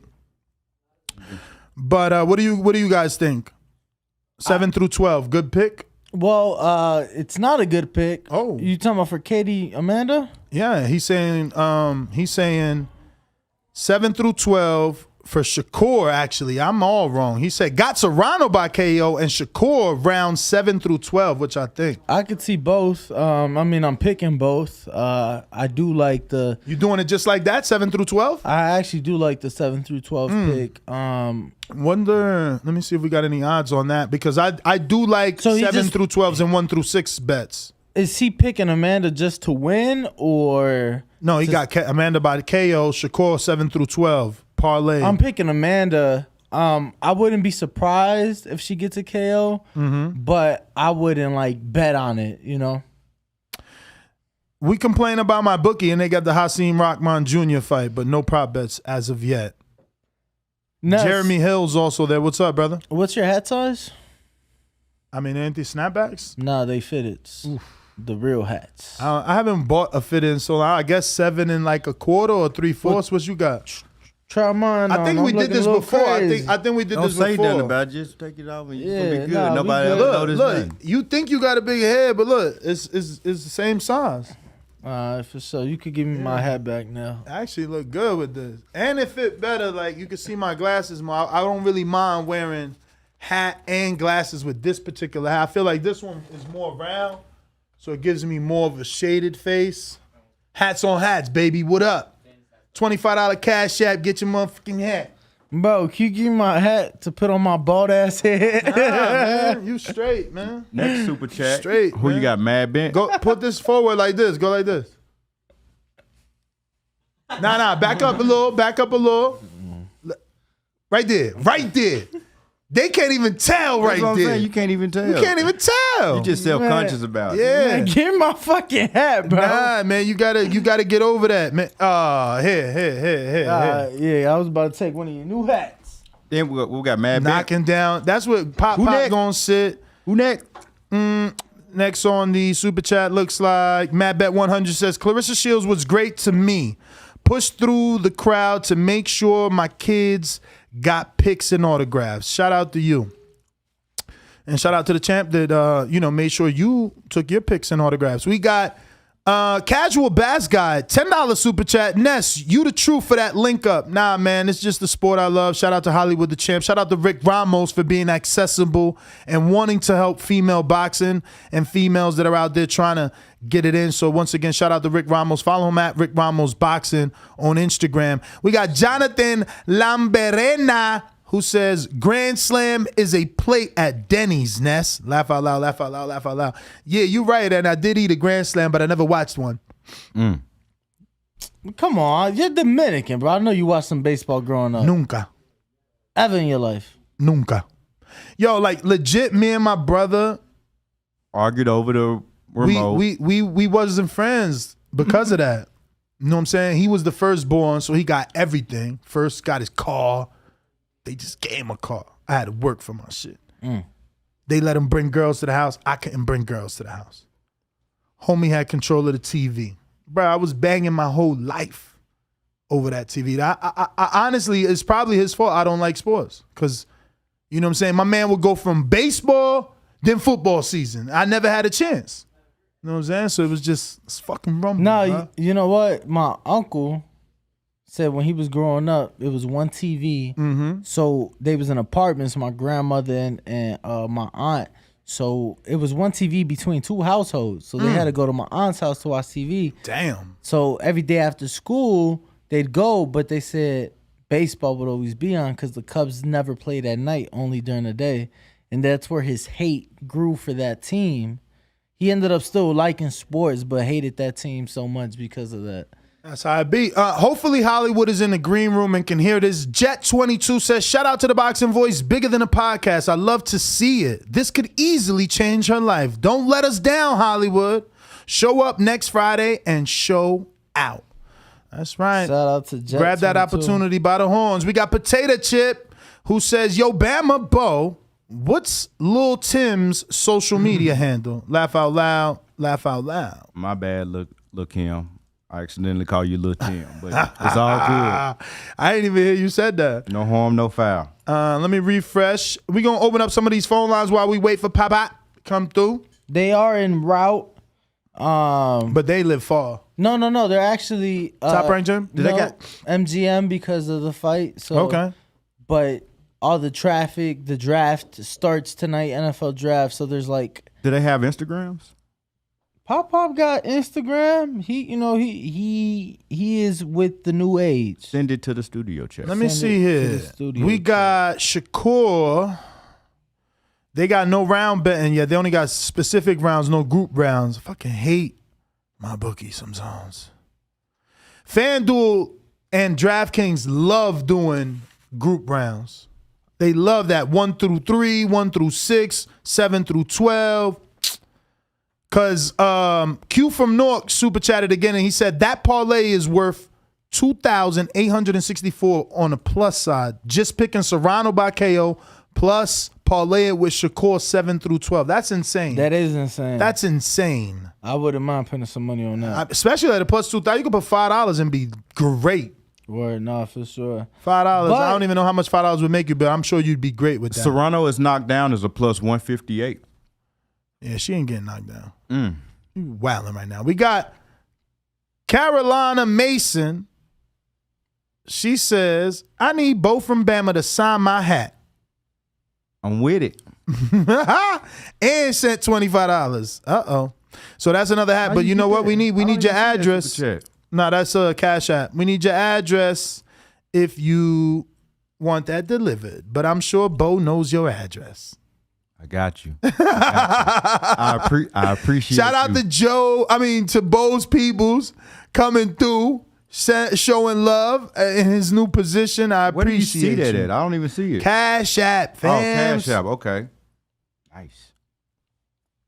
So, La Dura Claudia, I want to answer you. She says, big up TBV. TBV, I got a question. Last time I tried commenting on Untitled Live, I wasn't able to do so. I'm a Patreon, so I just not sure how I can get that fixed. So, YouTube Untitled members live only. But as a patron, you can watch it and you get the adless version of it. But it is live on members only. You would also have to be a YouTube member in order to comment on that particular show, which we only do once a week. Yep. All right. Let's see here. Anybody on Discord ready to rock and roll while we wait? I think our guests are here. Are they? Yes, indeed. Grandfather and lead trainer of Shakur Stevenson, who will be defending his WBO super featherweight strap this Saturday night, is in the building. Wally Moses, Pop is in the building. Oh man, the GPS sent them through the back, bro. Yeah, they came in through the back. That's crazy. Fucking GPS, bro. Keep sending everybody. We need a sign back there. We got to put a sign. Keep going around. That shit is crazy. That's like the third guess. and the second big name guest, right? It was Shakur came through the back. Nonito came through the back. Abdullah Mason as well. It's almost a VIP entrance, in my opinion. Yeah. We're going to have to get the red carpet. You know what's crazy? I'm going to have to legit take a trip to my house. I need my portable equipment, and I got a fucking red carpet that says the boxing voice. You have a red carpet. We can legit put it right here when we take the pictures. Bro, sounds like you need to take a trip down to Florida. I know. That red carpet is necessary. One of those burning turns. But looks like we're ready. He will be joining us in studio. Who? Grandfather, head trainer of Shakur Stevenson, Wally Moses. You know, which is great. I know it is a very busy week for them. Fight week, unification fight. So just want to obviously say thank you to Mr. Moses. Pop. Coach, how are you? Thank you for coming in early this morning. We appreciate you. There you go. Just make sure to talk into the mic. Extend the phone. There you go. Good morning. Good morning. How are you? All right. Hold on, you got a feather right here. Let me help you out. There you go. Okay. All right. So, Coach, man, let's start from the beginning. When did you first, I guess, decide to start training your grandson, Shakur Stevenson? That's crazy. Actually, you know, I used to bake, you know, at nights and whatnot. So bake? Yeah, I was a baker for like 17 years. That's how. Can you just roll a little closer to the mic so they can hear you? Well, I'm actually a machinist by trade, but you know, baking is just one of the things I did to support my family coming up.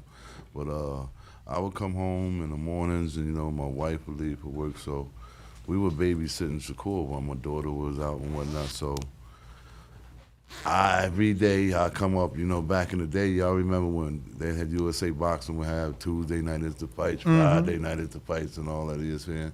So I'd be watching them every day, day by day, and you know, as Shakur went from his, you know, infant stages to he got to about maybe 8, 9, 10, 11, 12 months, he was watching. One day he just sat up and started punching. We was watching it, you know, and I said, oh, I like that, you know. So at the time, you know, I was doing boxing coach, and I was playing baseball as well. So, you know, what I would do with Shakur is, you know, as he was little doing his masterization, as he's growing up, I would take him in front of the house and do mitt work and stuff with him, you know, get him nice and sharp, keep him nice and ready, let him run around a little, emulate like he's really training. And after that, what I did was, being I was playing baseball, I bought him a baseball bat. So when he got about 3 and 4 years old, he started swinging that bat. From his very first swing, you know, very first pitch, he made contact, you know, and he really missed. So I think between the ages of 4 and 5 years old, I started buying him pitching machines, you know. I bought him the first one, a little pat. Excuse me, that wasn't nothing. You remember, everybody remember the one you step on. How about you can scoot up, son? Yeah, and I'm gonna scoot the mic up to you. After that, this is good. This is good information you're giving us. Like you got to get from under the shelf. Okay. Oh, Travis in the back going crazy. So after he went through that little first manual thing, I bought him one that little pitched a little faster. He went through that like a hot knife on butter. He couldn't miss that. So he can play baseball. Yeah. Then I found his hand and eye coordination was like special since he'd been a kid. So at this point, you have never trained anyone in boxing? Who, me? Yes. I trained hundreds of people in boxing. But at this point, he was just gravitating more to baseball. Well, not gravitate more to baseball, because other than the gym, you see, you know, I played on quite a few teams, so I would be traveling around the country, me and my friends, and Shakur would be with me.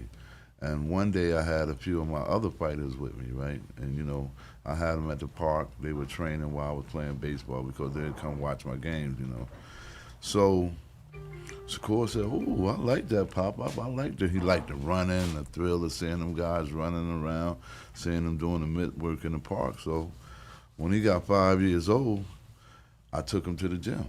And everything else was history. You know, he vastly fell in love with boxing. You know, I got to a point where I took the baseball bat and put the gloves here, and I said, whichever one you're gonna go towards, gravitate towards. When he's about 5, I'm going to the one you're gonna do. So he started walking towards his favorite bat, because we called him Bam Bam, you know, because he carried that bat around all the time.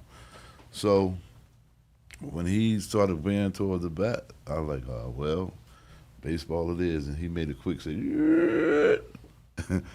And when he put on the boxing gloves there, and that was it, you know.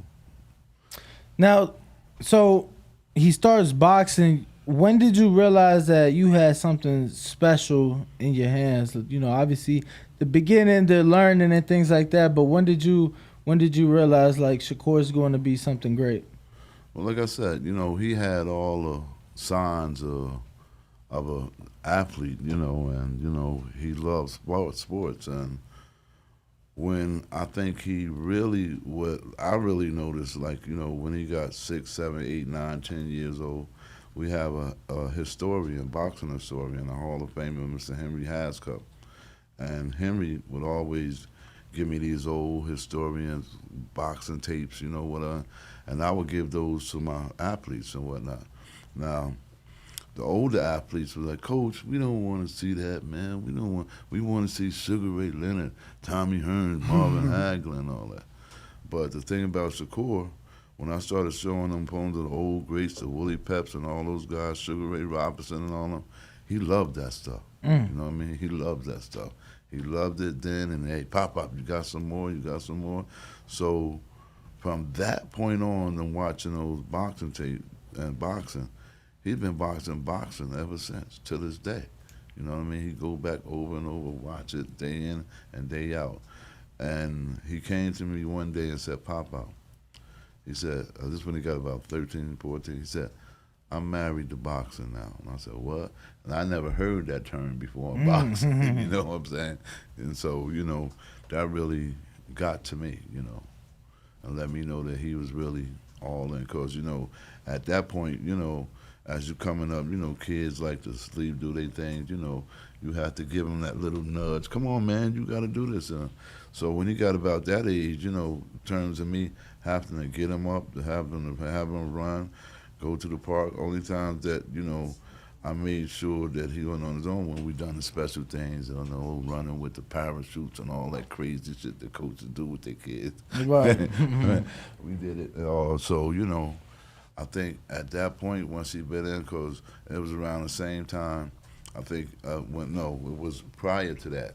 We had went to a regional tournament, and we had another kid named Shakur Jackson. He was our first Shakur. And I think Shakur lost, George Borges won, Tyshawn Jones won, all these kids won the regional. So his boy Shakur name, but his name is after, he lost. So Shakur came to me and said, Papa, when I come up here, I'm not going to never lose. And guess what happened? You never lost. Never lost. Yeah. Now, the Olympic run in 2016, you know, there was a lot of talk about Shakur. There was a lot of eyes on him, you know, from Floyd going down. There was a lot of media attention. Comes up short of gold, gets the silver. What was that moment like for you, seeing, you know, your grandson obviously come short of gold, still achieving silver, but just because I know how big of a goal that was and how hard you guys had worked for that up to that moment. Well, talking to the mic. The Olympic run, to me, and Shakur, you know, in terms of us accomplishments, it kind of tainted our history because, like, you know, from 2011 to 2015, I was team manager, USA boxing coach, and everything that Shakur and I had won, like all the world championships, all the Valdez Cups, all the medals in Russia, we had accomplished that all together, you know what I'm saying?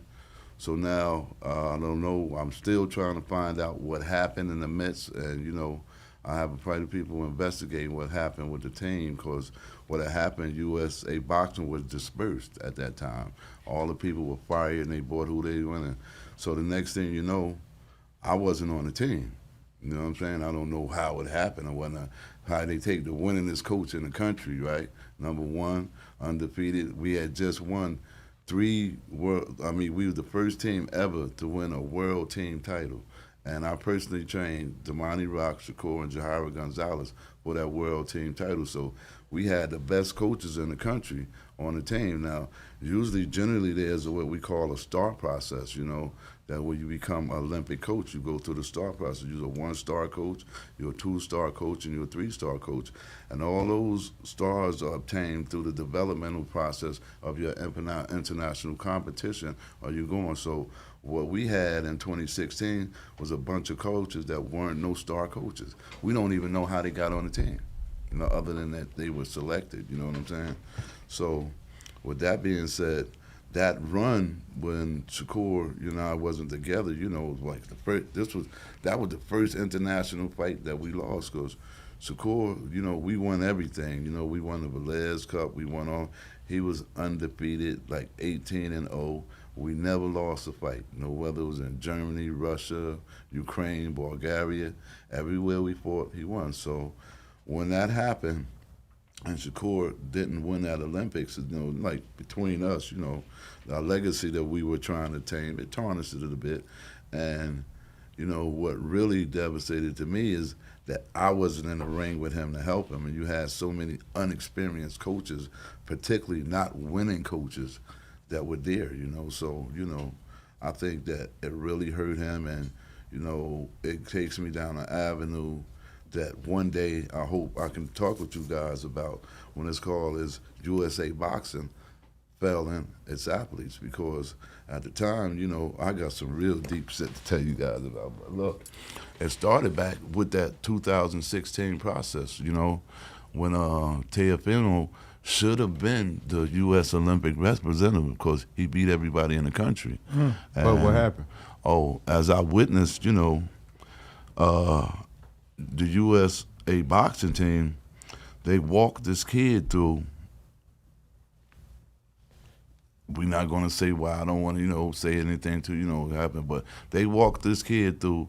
He was not one of the winningest kids on the team, you know. I think when we were on tour, because what happens is at the end of each Olympic season, right, starts the new season. So, you know, these cats were on the team for like 4 years, you know what I'm saying?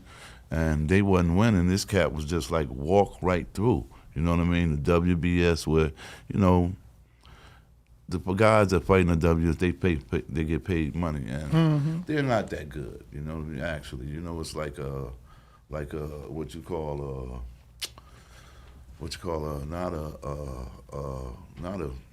like a farm club, a farm system for boxing, you know what I'm saying?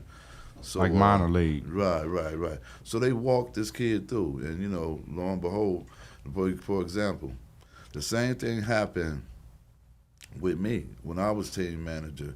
When we had King, it was Damani. Papa, why you might hit that shelf. Oh, yeah. It was try to scoot some of your knees up under the shelf, and we can always move the mic back away from it. He told you he gonna bring the house down when he come in today. Yeah. Plenty of information. It was a kid called John Luna and Damani Rock. So Damani Rock is a kid from Pennsylvania. John was from Washington. Yeah.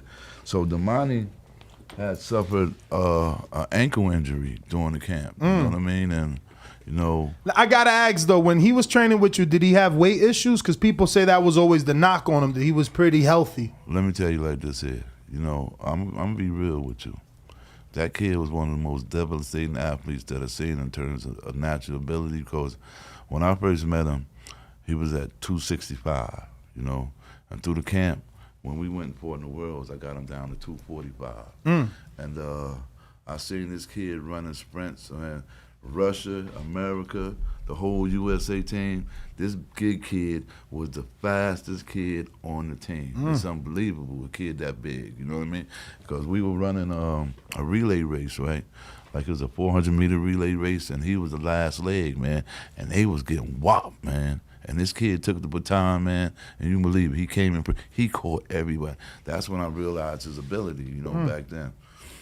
Still got the hand speed. But yeah. So what had happened was he was injured in camp, and he had an ankle injury, and I'm not going to say this, but everybody knows. See, we know that number one, boxing is a total minority sport in USA, especially in America. Okay, so now you have everybody see what's going on with your blacks, your Mexicans, and whatnot. Okay, now at the time, the team leader happened to be a Cuban guy, Pedro Roca. Okay, his assistant was Steve Reeses, another Mexican guy. And John Luna is a Hispanic guy. He's your color, but he looks like he's a good as they call me El Negro at the barbershop. They call him that too. You call yourself that. But go ahead, Pop Up. And what happened was they wanted John Luna to go to the World Championships. And by all right, Damani Rock was the one who won the World Team Tournament, so he should have been a representative. So what they did is ask us to write a report on Damani Rock. They didn't ask us to write a report on John Luna, which John Luna was way overweight more than Damani Rock. And what I did, I wrote in my report, I think, if anybody gonna help us, I'm gonna try to help us. So what I did is told the actual truth in the report. I think that his performance was due to the injury that he sustained prior to coming to camp, okay? So what that did it like balanced it out where it wasn't all us going in and forcing this kid out, and John Luna would walk right in and take the spot. So what they did is had the box off, which they were supposed to do, with I don't want to call no names out, with the 32-pounder, the 132-pounder, and Teofimo. I can talk about Teofimo because we was there. But anyway, they did. So when they forced the box off, so they knew I had been training Damani Rock for the whole camp, right? For the years we were there. So what they did is ask me to come in and coach John Luna against Damani. You know what I did? I didn't show up. You know what I'm saying? I didn't show up. And so what happened was Damani beat John. Now, this was supposed to be the same situation would happen with Teofimo and the other 132-pounder that represented the U.S. They didn't do that, okay? Now, let's go further on to this here, their past Olympics, okay? We see now all Olympians that won in the Olympic trials didn't represent the USA. Like Shushu Carrington. Right. These guys didn't represent the USA. Why? Because, is USA boxing failing its athletes? Now, here we go. We know the process is the dream is to go from Junior Olympics all the way up to senior to youth bands and the efforts to what? To become an Olympian.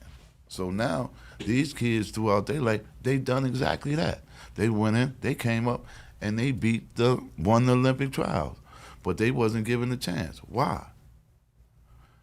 The four guys, the Olympians that represented the team, okay, they lost in the Olympic trials and they didn't win much anything else out there. So now, here you go, you have a 4-year process, developmental process, of teaching you, taking your best athletes across the country, around the world, having them participate in all kind of tournaments, and the efforts of having them become better athletes, right?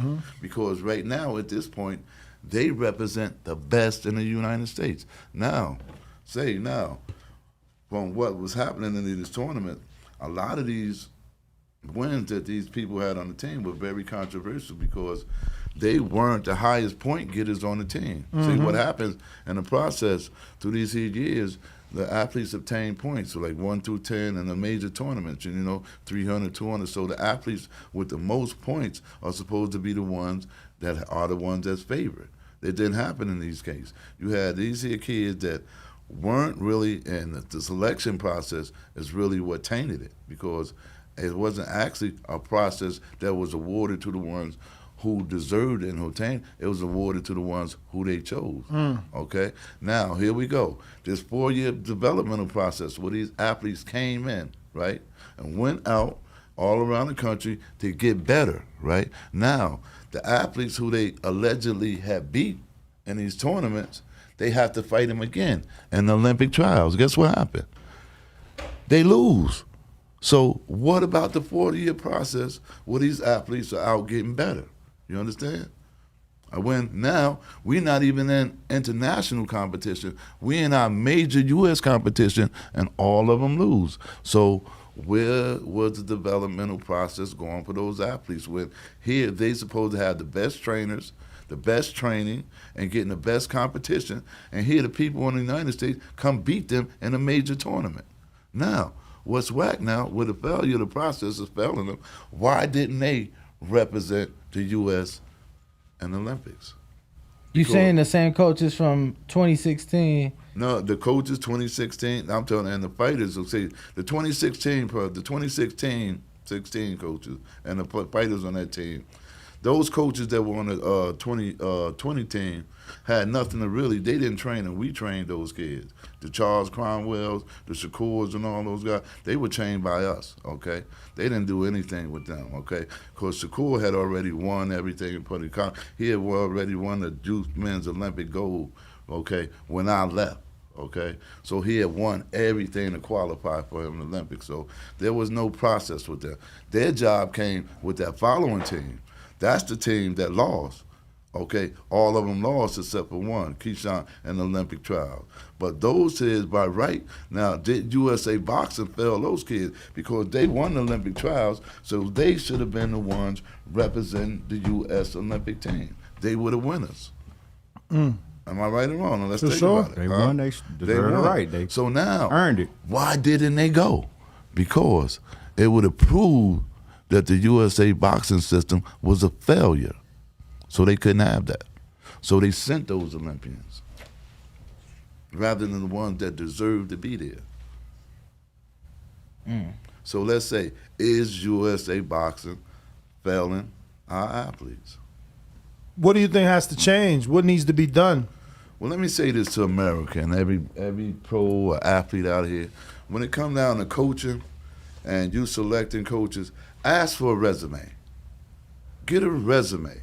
If a coach doesn't have a valid, legitimate resume, if he tells you he trained this person, he trained that person, a lot of the shit is lies. You got so many coaches going out here that's coaching and saying things that they've never done in their life. You know, I see coaches right now, that have never won things in their life, and now people, you know, think they are a top coach. You know what I mean? But if people only look at their resume and look at the history of what they've done and the pros, you wouldn't make this mistake. I tell every mother, every father, every coach, okay, everybody that has aspirations of being a professional fighter or athlete, check out your coach's resume, okay? Because his resume and his boxing history will tell everything about him. Okay, if you do that, you won't make those mistakes. You won't come up with these fake coaches or whatnot. See, like me, for instance. Okay, I won a lot of awards in boxing throughout the country. I won a lot of awards with USA Boxing and Team USA. Okay, but it's only 2 awards that I hold prestigious in my life. Okay, they were 2 outstanding coaches awards. Right, I throw all the awards, everything out the window, and keep these 2. What it was a selection of coaches. Well, when they select the coaches, you get coach picked from your peers, okay? All right, you can't vote for yourself. You have to vote for another coach. Twice I won that tournament, you know, and it really gave me, you know, them chills and whatnot because from the respect of my peers, you know, I said, here it is. Man, these guys, man, voted for me, you know, 2 years, 1 year, then another year, you know. That's saying something, you know, coming from it. So what I say, most coaches respect other coaches, and they give respect, okay? You will see that your most valid and legitimate coaches that have most success have been successful from the beginning to the end. You can't take a coach who's lost all his life, right, and never really done nothing, and you're going to mount and make him a super coach. Right? And the situations, man, I done seen. So I went to a barbershop one time in Colorado, right, and this guy asked me, he said, yo, man, he said, how's your son doing? So I'm saying, I sat back and said, my son never been to Colorado. So he said to me, The guy been training your son since he was 5 years old. My grandson was training my grandson since he was 5 years old. That was me, you know. So he says, you know, the dark-skinned guy. Like I said, I don't want to say no names, but everybody know who I'm talking about. When he said the dark-skinned guy, I said, so I mentioned the guy, and he said, yeah, that's him. He told you you've been training my grandson. So the lie starts, and, you know, well, that's a whole different thing. Y'all may have seen an interview that I done not too long about Stop the Lie. Mm-hmm. Okay. And, you know, I don't want to get off you guys' subject, but what I just talked about. No, get on that subject, because I know that you feel like there is a misconception out there as to who has trained Shakur and brought him to this point, and I know that you want to clear it up, and we want to give you the platform to do that. So, yeah, let us know. Know what's so ironic about what we're talking about now is that you heard, you know, what you just said about what we're talking about and what I just said, and that this person knows that the whole world does it, but he hasn't addressed it. No, he hasn't addressed it, but he has a partner with him, and I think it's in an effort, you know, saying, you know, how could now this is the most ironic thing, you know, that I find out about it, you know, all the stuff that we've accomplished, right, and I've accomplished in my life. How could a person like this here actually say that he trained my grandson when he has nowhere near the boxing? You know, I don't want to bash nobody, but it's gotten to that point, you know. I wish people would really check this guy's resume out. But why haven't you had a conversation with him? I had conversation with him. Do you know, he told me, he said he didn't say this. I have an article right here on my phone. Well, you know, listen, I don't like at this hit time, this is a bad time. You know, we got a big fight coming up. Let's talk about it. Let's talk about it, Pop. A few years ago, I was in Reno when you guys beat Joette and became featherweight champions of the world. And for that fight, that WBO title was held by Oscar Valdez. Shakur was his mandatory. Right. Oscar chose to vacate, move up. And now we got this unification on our hands Saturday night. You know, describe it. That was October 26, 2019. So describe it from October 26, 2019 to this point now, becoming world champion now a second time, now fighting for a unification and the ring belt. You know, what's it been like, you know, since becoming champion, you know, a little over 2 years ago, 2.5 years ago? Well, you know, I'm glad you asked that question because, you know, I had a conversation with Shakur, you know, prior to the last two fights. I said, Shakur, you know, you're a world champion, you know, and, you know, most of your life you came up as a hunter, you know, trying to get to the top. I said, now you had the target on your back. You're the hunted now. You understand? You're no longer the hunter. Everybody's coming for you. So with that being said, let me get it. So like last camp when we went into training, we know Shakur, you know, was having a baby, you know, his wife was pregnant and whatnot. So we went into camp, you know, Shakur wasn't eating right, but, you know, he was a little heavy. And I say that point we went uphill and we quickly came downhill. So now at the end of the camp, when we won the last fight, Shakur said to me, Papa, listen, man. He said, I'm going to be ready from now on. I'm not going to come to camp. He said, I'm going to eat right from now on. That's after we had the hunter and hunter conversation. He said, it's not going to be like, so this camp, he came in at the top of the hill. And he was picking up momentum going down hill all through camp, getting better and better. His sustainability in terms of his performance has been excellent.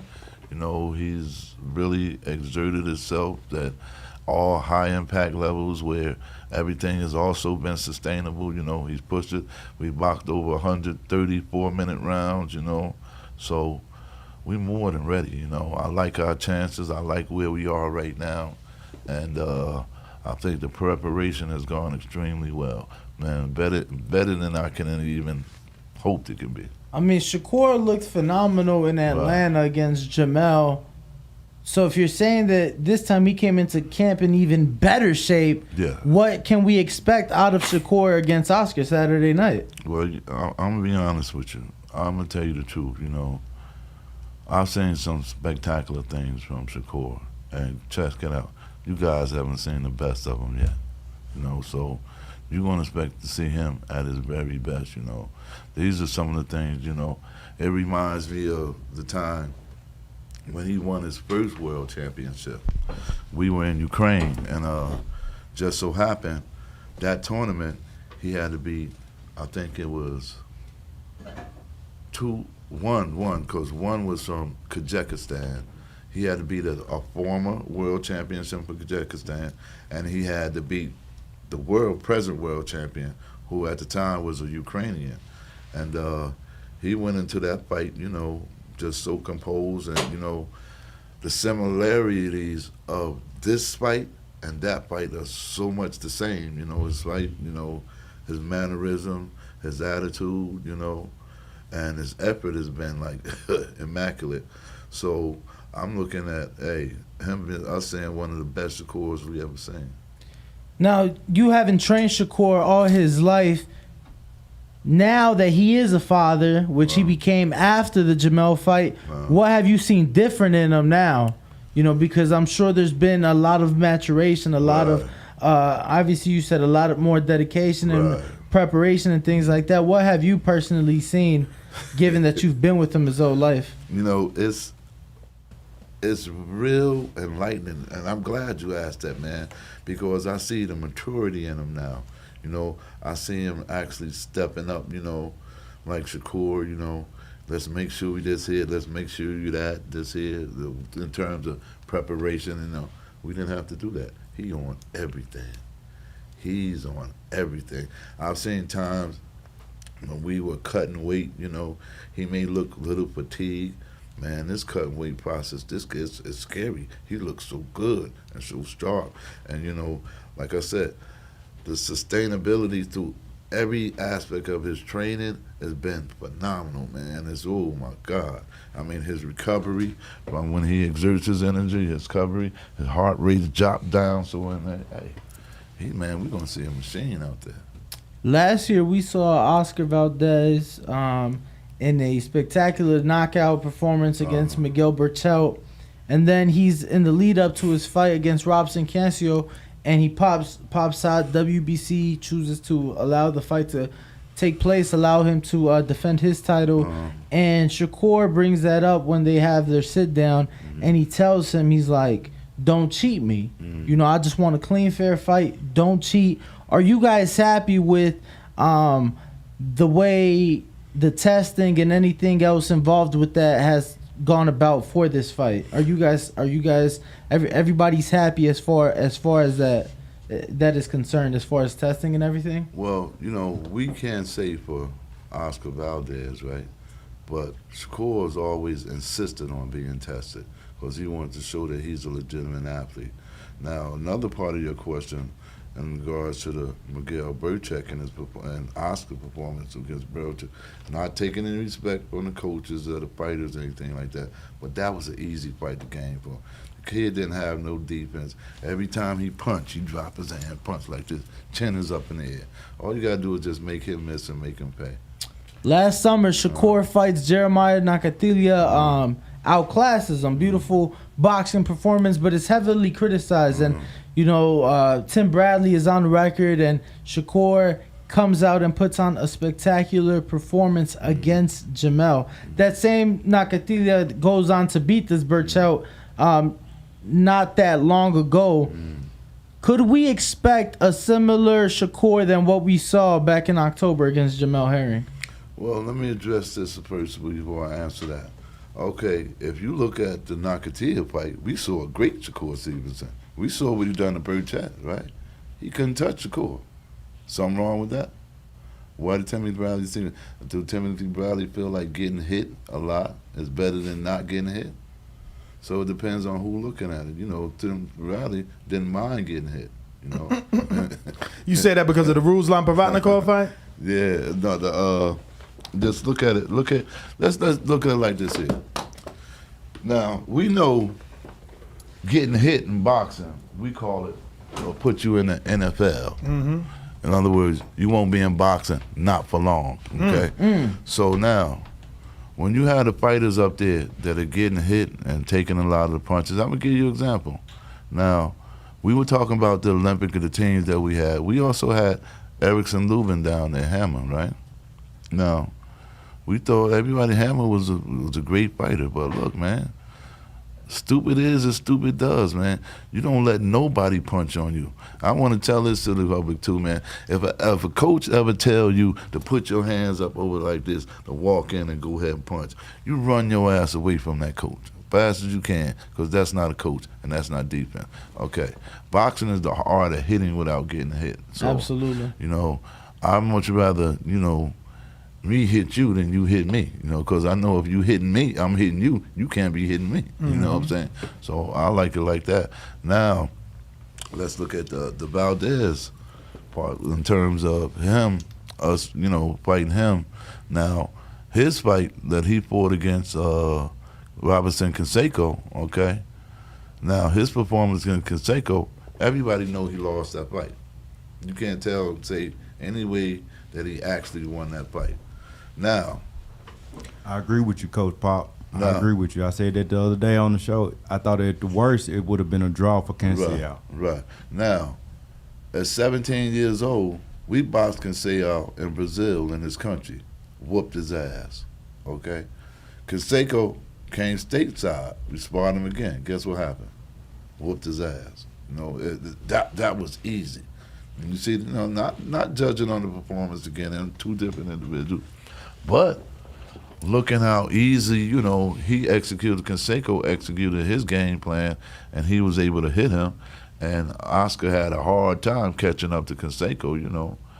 I really feel that, you know, when we fight him, when we fight Oscar, you know, it's going to be two different levels in the ring. Oscar's here, we here. And Shakur's going out to prove that. Shakur told him that he can't beat him. Right, he know he can't beat him. He told him about the steroids. When the steroids, let's look at this here part of it.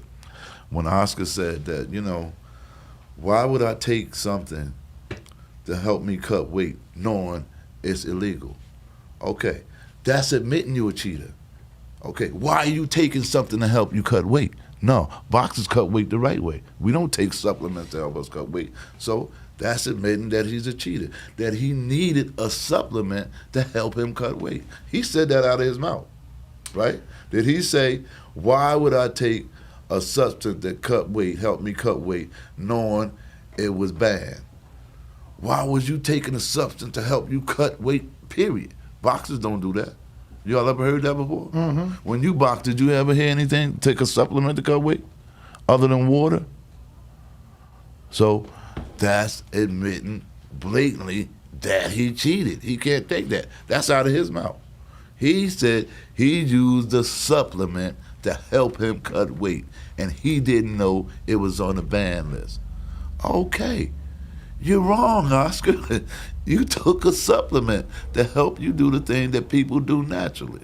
Okay, that shows he's a cheater. But there's no but there are supplements that are not banned or on the banned substance list. Okay, what's the best way to do it? Do you think natural? Obviously, naturally. So what is the way to do it? Do you think the supplement to gain weight is going to make you a better athlete, or is the supplement going to help you train better to make you an athlete? You understand? So now his biggest fall is when he don't have them, he can't use it. That's going to catch up to his body. Well, I want to get a screen share here because obviously this has been going around a lot, and it's exactly what we're talking about, where your grandson is obviously have a better chance to fight me then.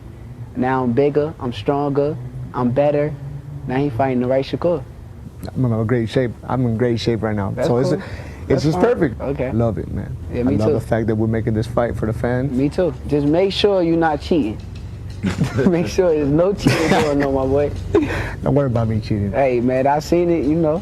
I'm just saying, don't cheat don't me, worry, my boy. I don't like cheaters, man. Ever. I never cheated in my life. So let's just make sure it don't happen. Look at his face. Look at his face. See, it's getting to him.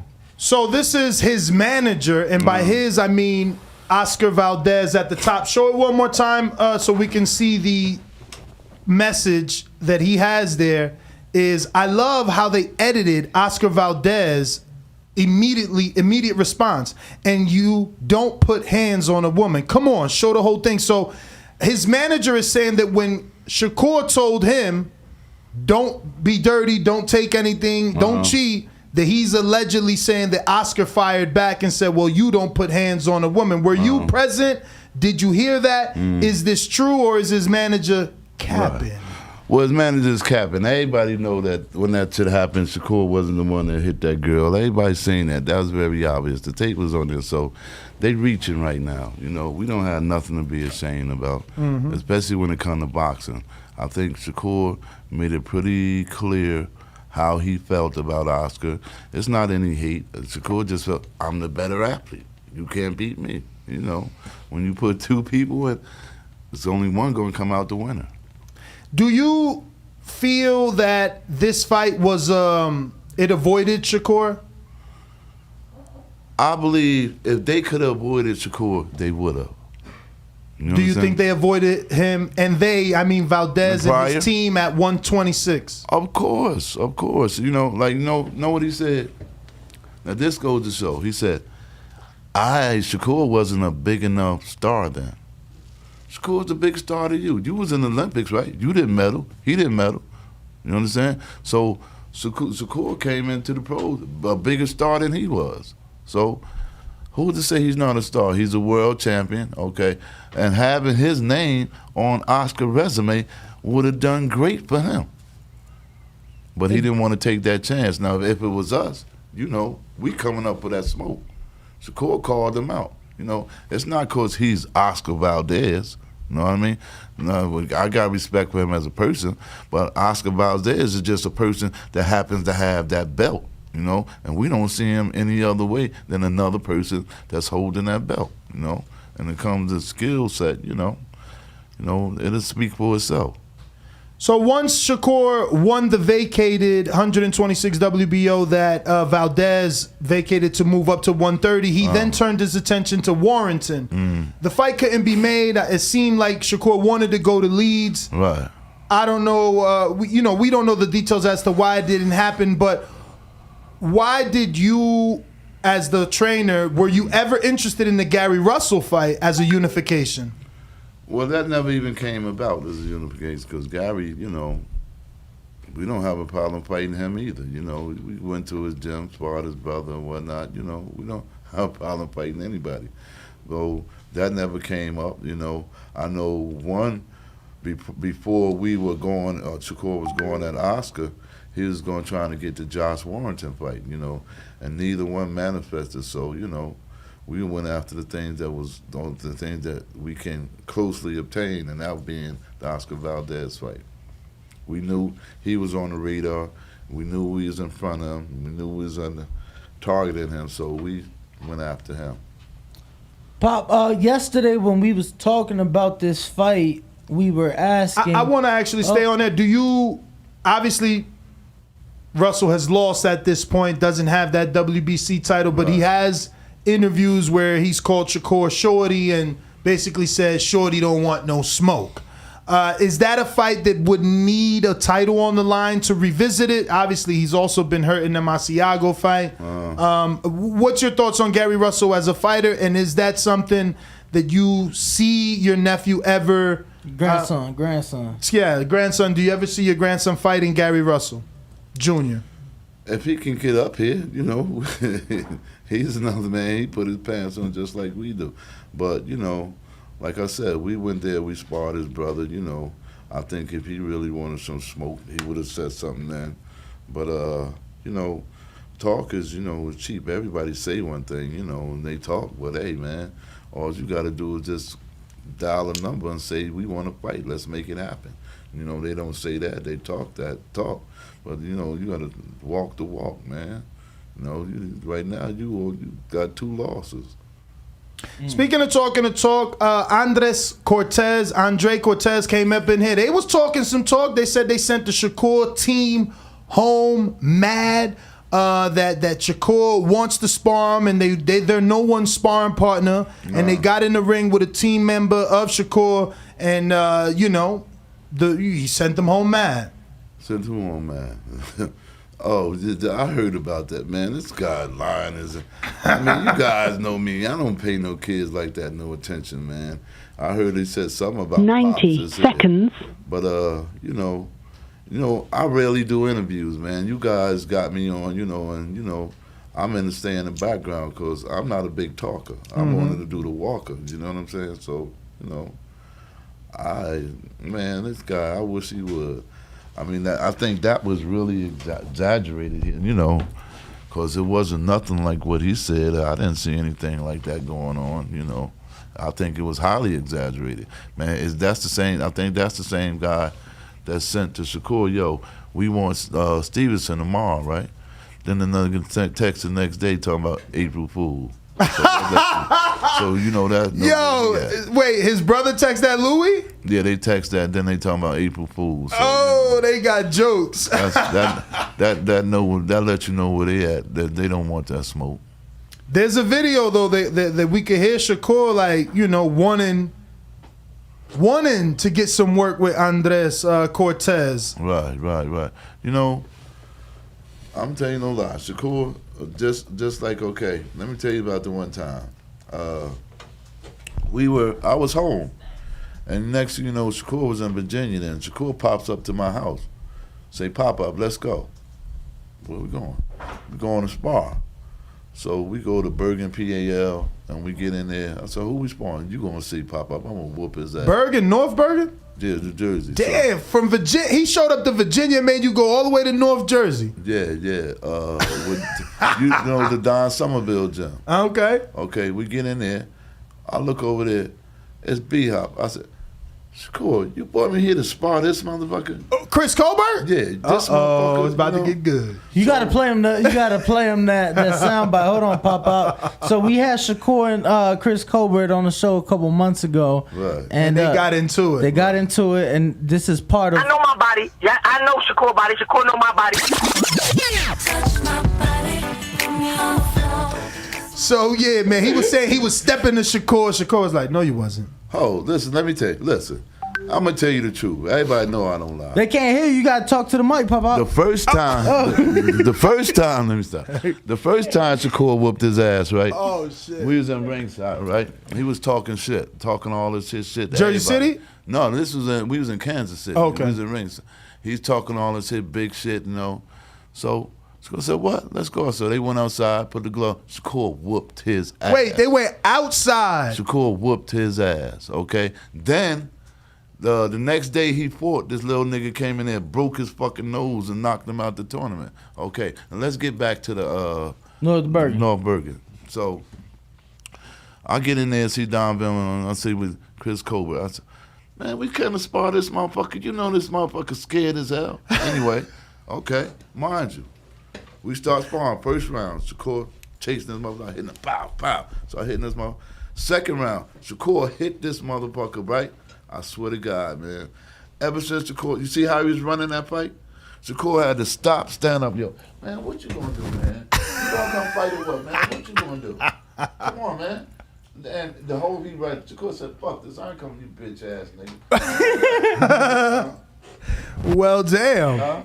Yeah, he hit in the ring. We standing here. He talking all that shit. And you see, listen, the night he fought that fight and he got beat, you don't know what Harley, Diago called me, my man called me from New York. He said, Wally, you see that bitch ass nigga? Why you telling him bitch? Everybody, we know what's gonna come out. We know what's gonna come. We know that nigga. Yeah, that's him, man. So, he always been a lot of talk, man. Look, let me give it to you point blank. We grew up in the same region, right? Same region. Shakur done fought everybody over there.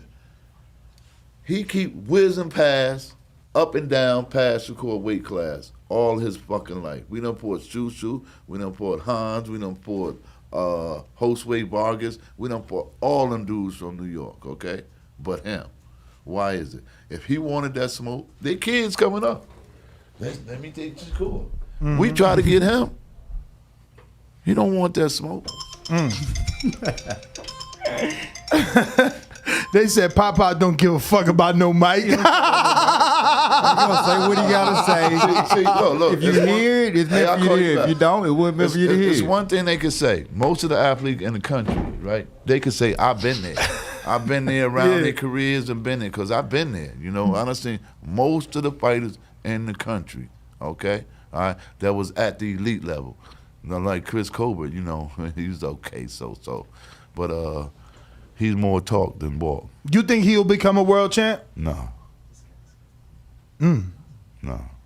He still got a lot left. He's young. Was he ever number one in the country?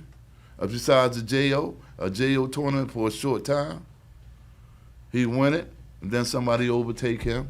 He win the tournament, then somebody with the point systems. Right. So he never was that. Never. You know how my man never had. You know how I said it and the tank said never had that. Just never had that to get you over the top.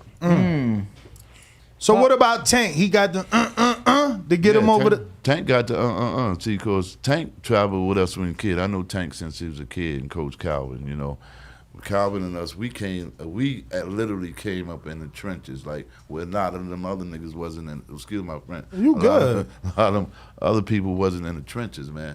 I'm gonna tell you, Tank was this kind of fighter. Yo, Tank fighting. Everybody in the arena gonna go see Tank fight. You know what I'm saying? That's how Tank was. Why you think it took so long for him to get signed? Because I don't know if you know, but he was what? Danny's the almanac. How many fights did he have before he signed to Mayweather? He was already in double digits. Yeah. Well, the same thing with Tank is everybody in boxing knew Tank, but none of the boxers and professionals knew Tank because he didn't go that Olympic route and get the notoriety and whatnot, even though he won a lot of national and was one of the best fighters in the country. But he just didn't give a fuck that. Because one thing, Calvin and them knew what they had. You know what I'm saying? They said, hey, if we got to go the long route, we're going to go the long route. If we got to go our way, we're going to go with it because they knew they had something that's going to get them there to the promised land. Who do you see as that future? We always compare, like, we say Oscar was like the turning point for Floyd. Like after Oscar, Floyd was never the B-side again. You know, his career took off to different heights. Who do you think is that fight for Shakur? Like in the future, do you think it's a Gervonta? Do you think it's a Devin Haney? Do you think it's somebody else? Do you think it's this fight with Valdez? Is this the fight that makes him a superstar the way he believes? He's quoted saying after this fight he'll become a superstar in boxing. Or does it depend on how he beats Valdez that could make him a superstar? Right. And he's looking at beating him the best way he can. And I don't think this would actually make him a superstar because, you know, you could say I'm biased, you know, but he already is a superstar. Look, no other fighter in the world, American male fighter, has ever won an AIBA Boxer of the Year one. He's the only one done that, okay? He's been undefeated, haven't lost a round internationally, 18 fights in a row. Never lost a round. Who does that, okay? We rarely lost one round now in 17 fights, right? I think they got us maybe. They got you with 4 rounds lost in 17 fights. So now look. Those numbers are great numbers. We'll take those numbers all day. So, you know, right now, I think he's embarking on making a lot of history. You know, like I said, he's the team leader of the only team that ever won a world team title. You know what I'm saying? So, everything now, he won his first title at 18, 17. You know, his third fight. So 13th fight. So. Let's look, you know, he's doing a lot of things right now that, you know, I really can keep, that I would like him to focus on rather than everything else, you know, because, you know, a lot of times I tell people, everybody going to say this about it. You're going to hear most of the bad things from everybody else, but every now and then, man, you take time and give yourself a pat on the back and congratulate yourself because, hey, you're not going to hear nothing from anything good from out there from you because, hey, everybody, a lot of people are haters, you know. Most of your appreciative fans and real boxing fans will show you their appreciation by showing up at your fights. And right now, we have people showing up at your fights. So now, you know, people really appreciate what you're doing for boxing. So what I asked him to do is just be too good to boxing as boxing has been to him. Be good to people as people have been good to him. I tell him, man, to whom much is given, much is asked. So you got to be there to answer those questions when people ask them, whether it's help, or whether it's to do this here, whatever, or for you to be who you are and continue to be who you are and to better yourself in your life and your community. So, Coach, so I wanted to ask, because there is a rumor out there that Andre Ward was removed from the managerial position because he could be held to as the person of fault in the Warrington negotiations, that he was insisting on Shakur asking for more money. Is there any truth to that? And what do you know about those negotiations falling apart? Well, those internal things we don't like to talk about, but, you know, those things are like private and personal matters, you know. They're really in-house, you know what I mean? And, you know, Andre Ward is one of Shakur's mentors, so, you know, they have a great ongoing relationship till today, you know, so that's the one thing we look for him, you know, his mentorship, you know, his guidance and his experience in the business. We got another one kind of on that same subject. Diallo sends a $10 super chat. He says, 2 years ago, Shakur was calling out Burchell. At that time, it seemed like Andre Ward didn't think Shakur was ready for that fight. Do you wish that fight would have happened before Oscar Valdez fought Burchell? Well, you know something, see, you know, no disrespect, but Andre Ward is another one that got lost in that hysteria, thinking that certain people was, you know, in charge and running Shakur. So, you know, I don't know what Andre Ward heard from them outsiders of our team, you know. But he, you know, this is something that I'm really just hearing about, you know, and really can't elaborate on it. And, you know, in terms of the relationship, you know, like I said, now we have a nice, close in-house family. You guys see that now most of the people that are around Shakur are his personal friends that grew up with him his life, and they're athletes and boxers as well. So we try to keep everything around him, keep him safe, you know, from hearing all that crazy ass shit, you know, keeping people, having you guys like yourself come over and visit us, man. And I do want to say, and, I appreciate you being welcoming and things like that, Yes. especially on fight week. Right. There's a lot of important stuff going on with y'all. Right. And to let somebody like myself who just arriving in Vegas, trying to just get established and things, to come in, welcoming, I appreciate that. Oh, I appreciate it, man. You know, you guys called me, man, you know. I was in the bed, and they said, yo, you got the interview. I said, well, okay. I said, all right, get up, you know, to do it, you know. Let's go. Because, like I said, when it comes to us, you know, if we don't do for each other, nobody will. That's so a fact. We got, you know, we are biggest, you know, biggest support system. You know what I'm saying? We all we got. It got to be a must, because if we don't do it for ourselves, nobody's going to do it for us. I'm going to give you applause for that. Right, yeah. I got a few from the people before we let you go. We got James Valdez all the way in San Antonio, Texas. He says, with Valdez's style, will this fight go the distance? You know, listen, you know, anything can happen. I'm going to tell you, I'm going to be honest with you. We really prepared for his style. And the success that we've been having in camp, listen, don't be surprised if it doesn't go the distance. Okay. And I think people were surprised that the Jamel fight didn't go the distance. So maybe they'll be smarter this time around when it comes to betting. We got King Amin of Essex, actually from New Jersey, Newark, New Jersey of all places. Good morning, sir, and thank you for helping the world become exposed to and for also representing Newark, New Jersey to the entire world. Tell us a little bit about the recent history of fighters to come out of Newark, as well as one of the greatest ones that never made it. Well, you know, believe it or not. Oh! Watch his head. We got He said no. He said no wonder. Yeah. You know, it's sad that, you know, a lot of the fighters in Newark actually left their fights in the gym. You know, you used to have so many wars in the gym. Yeah. What you talking about? What is it? Bread brick days? 8th Street, you name it, man. At every gym in Newark, man. You know, where there was some action going on, dewdrop, you know, people were fighting. And, you know, sometimes you can go in the gym, every day you go in there, you will see the same people in the ring sparring, you know, and, you know, through a lot of things, you know, the best fighters that come out are the ones that actually made it to the top.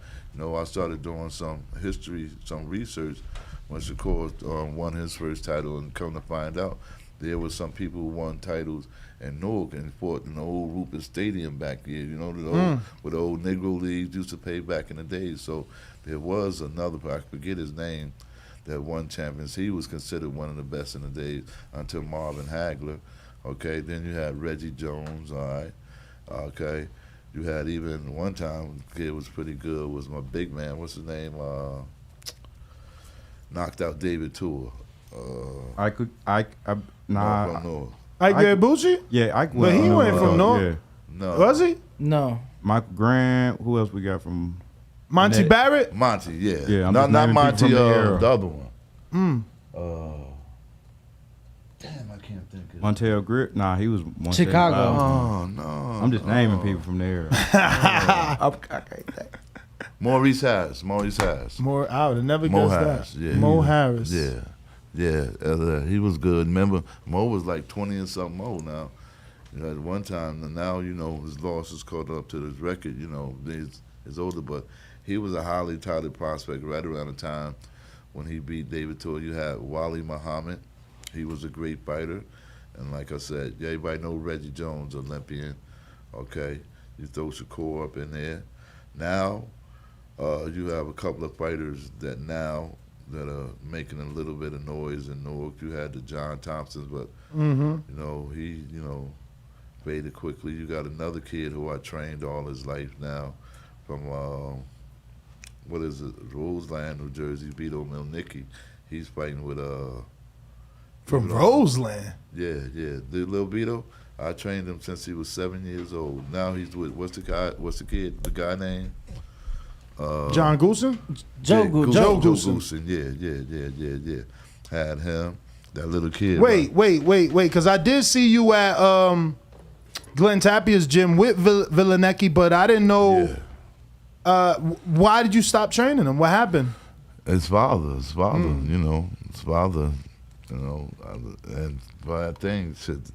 Since then, in the amateurs, like Vito ain't won shit since. He stopped training him, man, and he was a hell of an athlete, man. He was a highly touted athlete, and you know, to a lot of degree, now I don't see the hands, feet, and the things that he used to do still the same. You know, to me, you know, he's regressed a bit. You know, I see. Did you expect him to lose that fight? Well, obviously not, right? Listen, I don't want him to lose, but you know, I'm gonna be honest. See, I don't like to kick any coaches back then, but I think I like to term it as some coaches are more effective than other coaches, you know, and you know, when it come down to this here game, you know, it's no way that you're gonna go into big fights with an inexperienced coach or a coach that's been faking it or a coach, you know, put in a situation that he has to adapt to, and he's never had that experience to do it. You know, you put in to me, you know, the parents and they putting their athlete's life on the line when they do that. You know, especially when you have a coach that's put in a position and you're at a high level where the physicality is going to be at the maximum level, you know what I mean? Where you're going to get hurt. It's not you just putting a kid in there with a kid somewhere he can build his record up and beat up. But when you put a kid in there at this here level and he hasn't had that experience of getting hit with the headgear, knowing how to close all the doors inside, knowing how to stay tight and all that stuff, you're going to get hurt, you know, and that happens with most of a lot of the young athletes, especially in places like Newark and, you know, and around the world, because when you see, I see now coaches that don't have winning experience. You know, you have experience, you know, in coaching, but you see, The difference in coaching is winning and losing. Mm-hmm. So you can have all the coaching in 40 years, but you've been coaching losing. So that doesn't make you effective, okay? So now, when you become effective, your coaching criteria takes you to a new standard. You become what you call a winning coach now. Mhm. So now winning coaches get notarized all over the country because they participate. We participate with each other, and we know each other. Yo, bro, you great job. You have great athletes. Losing coaches participate with losing coaches. They don't get to that level, okay? And what they do is try to steal glory and fight as some other coaches and take their glory. You understand? I met one coach, right? I don't mention no name, but I mention the fighter name. And when I met him, and Anton Douglas, he told me, like he said, I met the coach. The coach told me I've been training him since he was 12 years old, right? So I believed it, So I believed it. So I go to Barry Hunter, and see Barry Hunter. Barry Hunter and Boog and them told me, it's a whole different story. We trained that kid. So this is where the lie started. This is the first time I heard the lie. You dig what I'm saying? This is the first time I heard the lie because later on the lie went to Shakur, about Shakur. He trained Shakur since he was 5 years old and whatnot and all this shit, crazy shit. But obviously you couldn't believe that because you knew you've been the one training them. There's an article in 2020 on ESPN.com that says he first met Shakur at 13. Yeah, that's the shit I'm talking about. You see, he met, so he didn't meet Shakur, he seen Shakur. And what happened was, every year, this guy would come up, Shakur ain't shit, this ain't all that. He'd bring Keyshawn Williams, he'd bring Troy, he'd bring all. Shakur had beat all of them. And this is the same thing got his head up his ass 100%. You get what I'm saying? Yeah. And this is what really disgraced me back in those days. When you tell my grandson ain't this and ain't all that. Now, without my grandson and me, you wouldn't be where you at. You understand? Okay? And your shit ain't legitimate. If a motherfucker check that record, you will see who the fuck it is. That shit you can't hide. Now, how is this? Does this affect Shakur? Because the both of you guys are still in the corner. No. He's on the side. You in the ring. No, yeah, and I have my man Jack Edwards. Like the last 6, 7, 8 fights. So you guys seen it. He hasn't participated in our camp at all. Because if you're not going to be no help, you're not going to be a hindrance. Okay. At my point, he's Shakur's friend. Out of all the things that happen, in terms of boxing, I can get along with him, but I don't have no respect for him. I let that main word because, when you go around telling people, see, right now, before, it was just me and Shakur. Now we have a corporation, okay? Now the stuff that you say and stuff out here do now affects our corporation and legacy, If everybody look at a resume, like I said, there's things that are going on about people that people don't know. And, if they found out about these here things, then, a lot of people shouldn't and wouldn't be where they are now. You understand? So, I don't I don't kick nobody back in. I don't say that. But I do speak my mind, when things offend me, I can speak about it personally if you want to hear the personal. I want to actually stick on this topic because, the article states that Shakur went to Alexandria, Virginia at the age of 13, but you didn't come. So is that also being falsely quoted? That is the biggest lie in America, okay? Okay? That's some more shit he conceived up, okay? We sent Shakur to Virginia after we won the world champions, after we won the youth men's Olympic gold. The world champion, the worlds, okay? That's when we sent Shakur down there, okay? Now, let me just read this for you because it says, after Shakur spent a few years honing his skills with Kimura, am I saying that right? Karoma, he prepared him to relocate to the U.S. Olympic and Paralympic Training Center in Colorado Springs, Colorado, to begin his training for the 2016 Olympic Games in Rio de Janeiro. Now, how could that be true when 2011 I was the team coach? It can't be nowhere near true. He didn't even know Shakur. That's the article that we were really taught it. That's the big lie that started the article. Okay, and guess what? Do you know he said he didn't say that? I can have it on my phone. That's the article. But Coach, do you think he could be telling the truth? Because I'll be honest with you, man. I met. Oh, wait. Who could be telling the truth? No. Not the truth about the story. The truth about him never saying it. And the only reason I say this is what year was the Tank Tevin stuff and MGM? That was 2017. So in 2017, I met K and Shakur in that casino, and What casino? The Nationals. Yeah, MGM National Harbor. The Harbor. It was a fight. They was just there visiting, and from that day till present day, K don't really do interviews. So maybe because of this article, I'm just saying maybe because of this article and the fact that he feels he got misquoted or his words were taken out of context, maybe he stopped doing interviews altogether. Well, listen. That reporter, I called that reporter. No, first. My daughter called that reporter, and guess what? My daughter. I'm trying to find an article right here. You know what?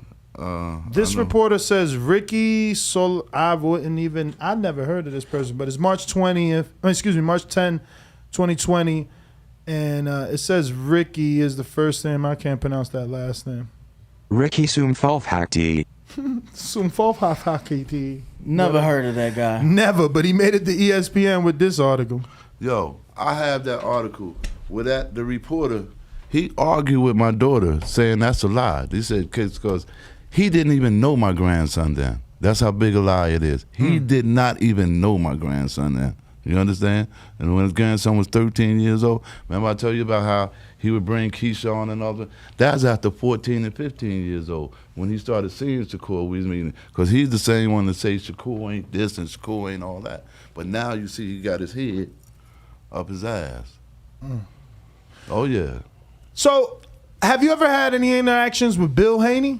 Bill? Yes, man. I trained Devin. That's my boy, man. I had Devin for Devin was with me on the USA team. Devin went to two world championships with me. See, this was when you talk about the other fighters, I give Devin the props over them all because Devin is the only one had the nerve to go internationally and get on a team and go fight. I coached them in the World Team Tournament and then on the Worlds. So now, we had one of the best teams because you look from that 2012 to 2016 team, we had Devin, we had Hammer, we had some of them chose pro. Because once I left and they got him in there, you'll find out, man, listen, bro, you see, this thing is so bad, man, that, when certain people was around, that certain fighters will not even have their people around. Like Top Rank now, you got so many people who would love to sign with Top Rank, but they don't want their fighters around certain people because they done the same shit when they was in Team USA. They fucked them then. And by fuck, you mean still in the fighter? No, not still. What I mean by getting the fighters that should be there, getting them selected on the team, the fighters that's not there. Like I told you, the point total fighters should have been the front runners on the team. But you got fighters that didn't win hardly shit made that team.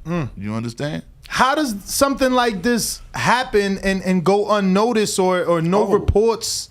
It is being noticed. It's a reporter. If you see there are reporters out there that report on this stuff all the time, but they don't get to that, they downplay it. You know what I mean? Right now, you got people here that are banned from boxing.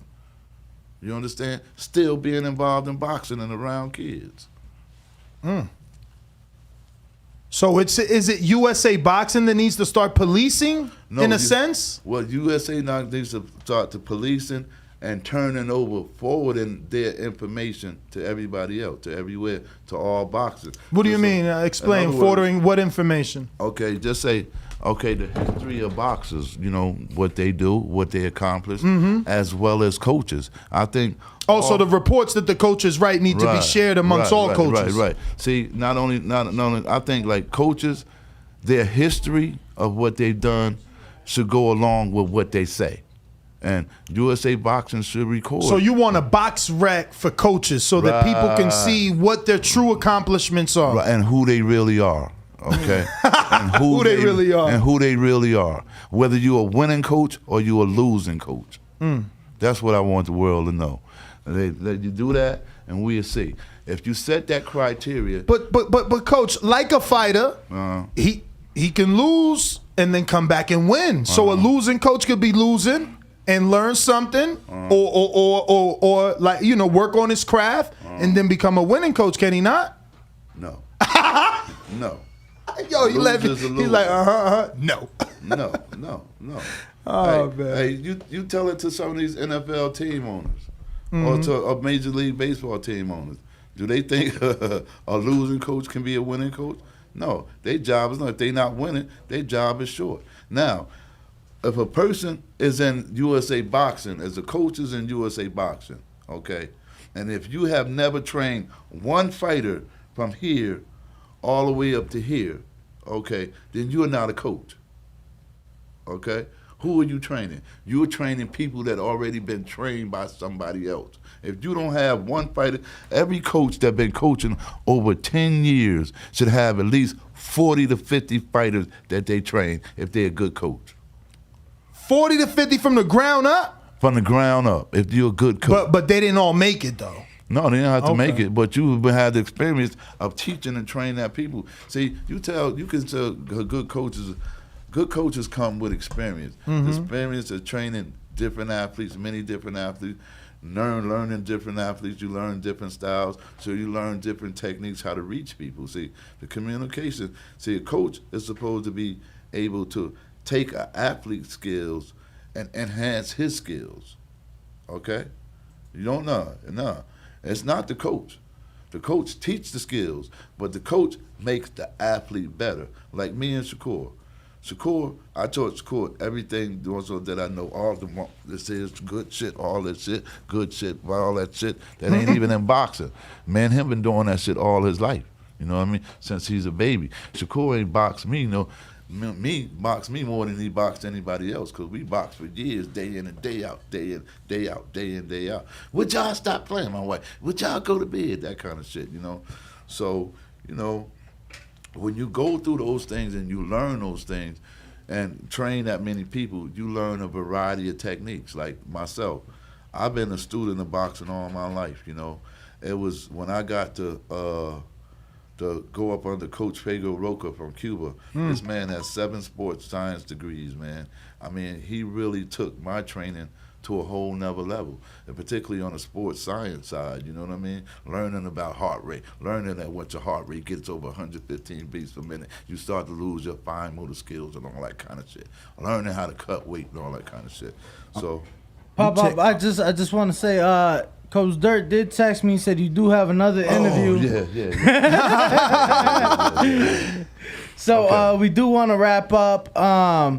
First of all, we want to say thank you. We know Fight Week. Yes, press this conference is amazing. today. Thank you for setting the precedent to all these other trainers out there. Look, even on Fight Week, he came here and gave us some time. We appreciate And that speaking of more trainers, than ever. Speaking of trainers, on BoxRec, it does have, just like you mentioned, you need a record for the trainers and coaches, but it got the commission on there, the promoter, matchmaker, doctors, the media, the judges. But no trainer. It show the managers, the referee, but it doesn't show the trainer or coach on none of it. It show everything else except that. So you got a great point there. I want to leave everybody with this here. Everybody that's into boxing, right? That's into boxing. When it comes down to your trainer, demand his resume. Don't believe none of what he say and none of what you hear, because, hey, all that could be a lie too.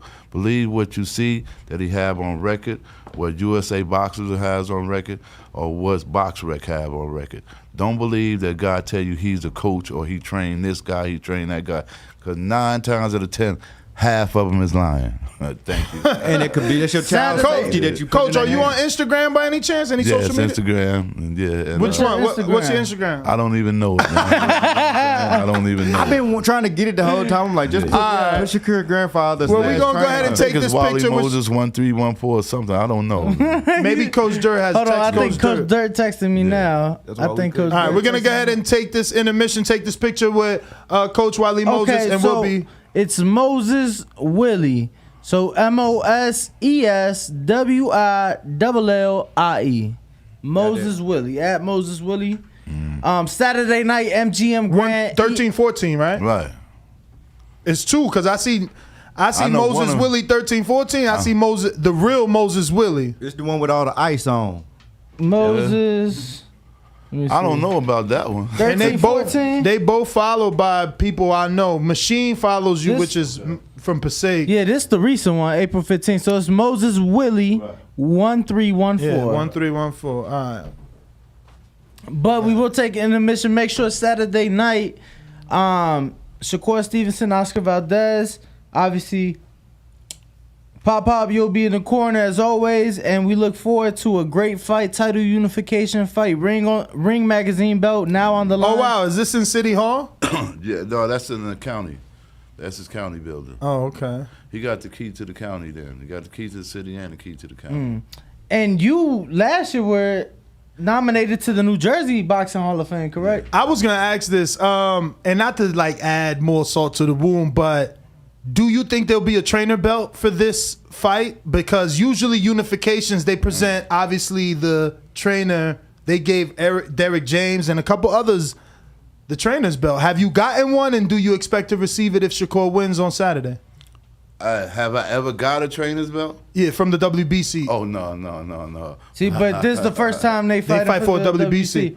But we know you gotta go, so thank you again. Make sure to tune in Saturday night. Stevenson Valdez on ESPN. Swell. Thank you, my brothers. I never expected it to turn out like this. BoxingVoice.com. Shout out to the community, man. I appreciate y'all. Happening, people. Info Joe, Los Angeles, in the building. Adrian, the problem wrong, the man from the frozen tundra. Keem, straight out of Florida. Liz Lowe, Decatur, Georgia.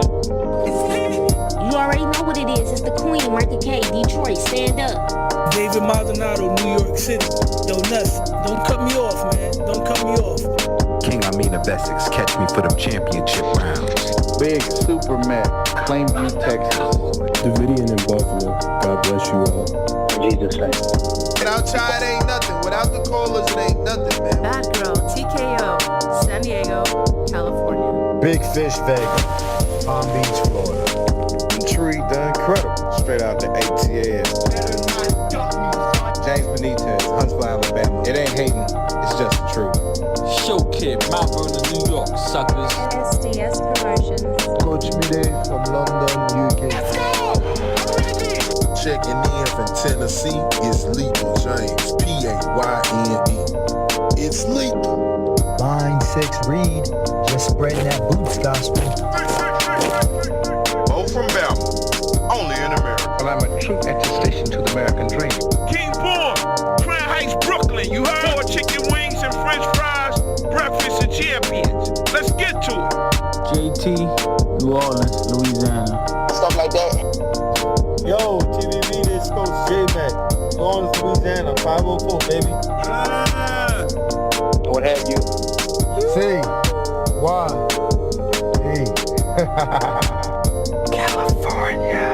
Like the video, subscribe to the channel, join YouTube members and Patreon for something.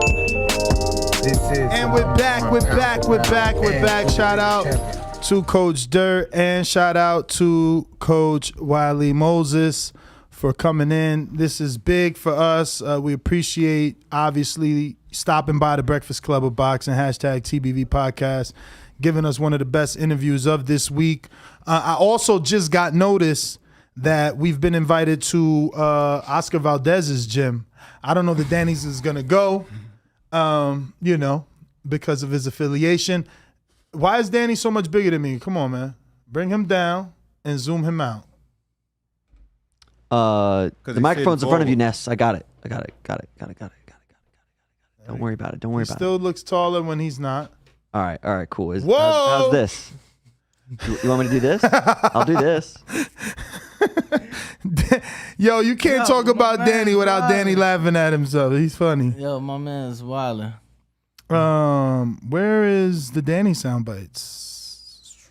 We missed the Derek Coleman in Super chat? Yep, Derek Coleman. Derek Coleman with the 199. No words, just love. And I'm going to refresh and double check everybody in case we left any man behind. Checking on the Cash App as well. Want to thank everybody that joined us. Everybody that also dropped us a question on Patreon for both of our guests. Jay Miller says, $10 Cash App. He says, great show, champ. FYI, I tagged you on IG with my hat. Well, shout out to you. Yeah. Remember, anyone out there that does want a hat, we still have about 30, you said, left, right? Maybe 30 or so. 26. It was like 26. The count keeps going down. So if you want a hat, send your $25 Cash App and address to have you one shipped over, courtesy of Bo. It's going to be hand-delivered by Bo. Yes, sir. You know, with pull it up love. to your front door. Bo at the front door. With love from TBV. We got any callers on Discord? Is that the People's Champ? The People's Champ. Let's go. Raise them hands. Hello, ladies. Anybody that know me know I've been a player, whether it was in Alabama, Ohio, or anywhere around the globe. TheBoxingVoice.com. I've been smashing Telly Swifts, man. I didn't have to become a millionaire to get that caliber of woman. One of the people's choices, one of the fans' favorites, a guy that can galvanize this crowd, such as myself. He's too ugly to be the world champ. The world champ should be pretty like me. The AJ of trucking. What? Yep, Brandon in Cincinnati. SDS Promotions. TBV, what's going on? How's my audio? Straight. Yo, first and foremost, I want to say, Bo, you ain't crazy, brother. I've seen previous cuts. That cut ain't up to par for what you used to have in Tennessee, bro. Thank you. Man, you driving a truck, watching a show on an Android. And even he can see he that legit like has an Android. He texts me. But I ain't bruh. knocking, dude. He I'm don't just even. saying. He can't even see. They know I bro. be chopped. I be chopped, bro. Fresh cut Johnny have me chopped. It ain't tapered. It ain't blended right.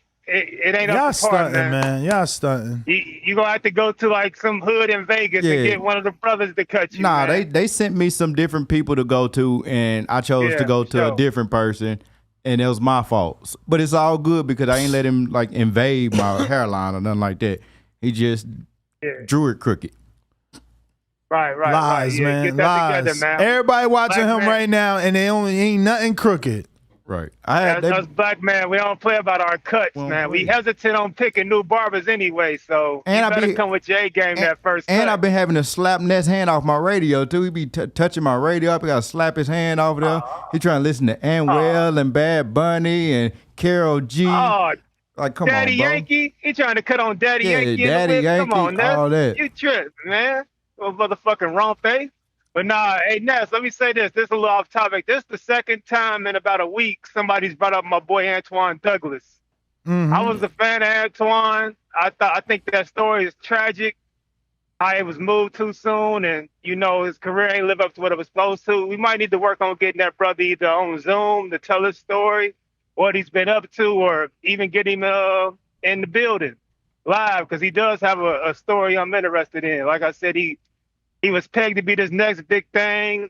A guy filling in and got, battered. This guy ended up being like a mafia enforcer. So, yeah, man, let's get Antoine Douglas on this show in the near future, see what he's been up to and if he has any regrets on anything that went wrong in his career. Other than that, man, I'll let y'all get to it, brother. Y'all have a good day. All right. How about we ask him, does he feel his trainer was a real trainer? Shout out to Wally Moses for dropping some heat. This is what we like. We like heat, man. Listen, when my mans came up to see Charlemagne the God, it wasn't to, blow kisses at him. It was to bring that heat. Like, put some respect on my name. You know what I'm saying? So we want the same. Put some respect on TBV. We did our thing this morning. We hope we got you through at least half your day. If not, join us later on today for another show at 4 p.m. Pacific Standard Time, which is 7 p.m. Eastern Time, which means we're going to be doing previews of every fight that's happening this weekend and making predictions for every fight that's happening this weekend. So if you want to preview and predict, you want to call in and voice your opinion and have that on record. Now that we got a producer, he can actually take a list, check it twice on Sunday. We're going to find out who's naughty and nice and serve you that crow or allow you to celebrate. I am Nestor Gibbs on TikTok, but you can find me on Instagram and Twitter at NestGTO. Your co-host Ringwalk Danny. Just want to remind everybody, not just tonight, but tomorrow night we will be having a special show as well. That'll be at 6 p.m. Pacific, 9 p.m. Eastern. Yep. And we are only 23 subscribers away from 136,000. So Go smash the shit out that subscribe button, even though it only counts as one. So just make sure to subscribe. You know? Yes, sir. Grab your grab your kids' tablets and shit. Go on YouTube and subscribe. But I am Ringwalk Danny. We are the Boxing Voice, and we will be back today, 4 p.m. Pacific, 7 p.m. Eastern. Peace. Bo, where can they find Bo? I am Bo Mason. You can find me on Instagram at BoMason_TBV. And if you want to put together your own podcast and you're looking for a professional studio location with top-notch audio quality and engineers, head on over to Sticky Paws. We tag them damn near in all our pictures, so the location is there. We here every day. Pull up. We out. Peace.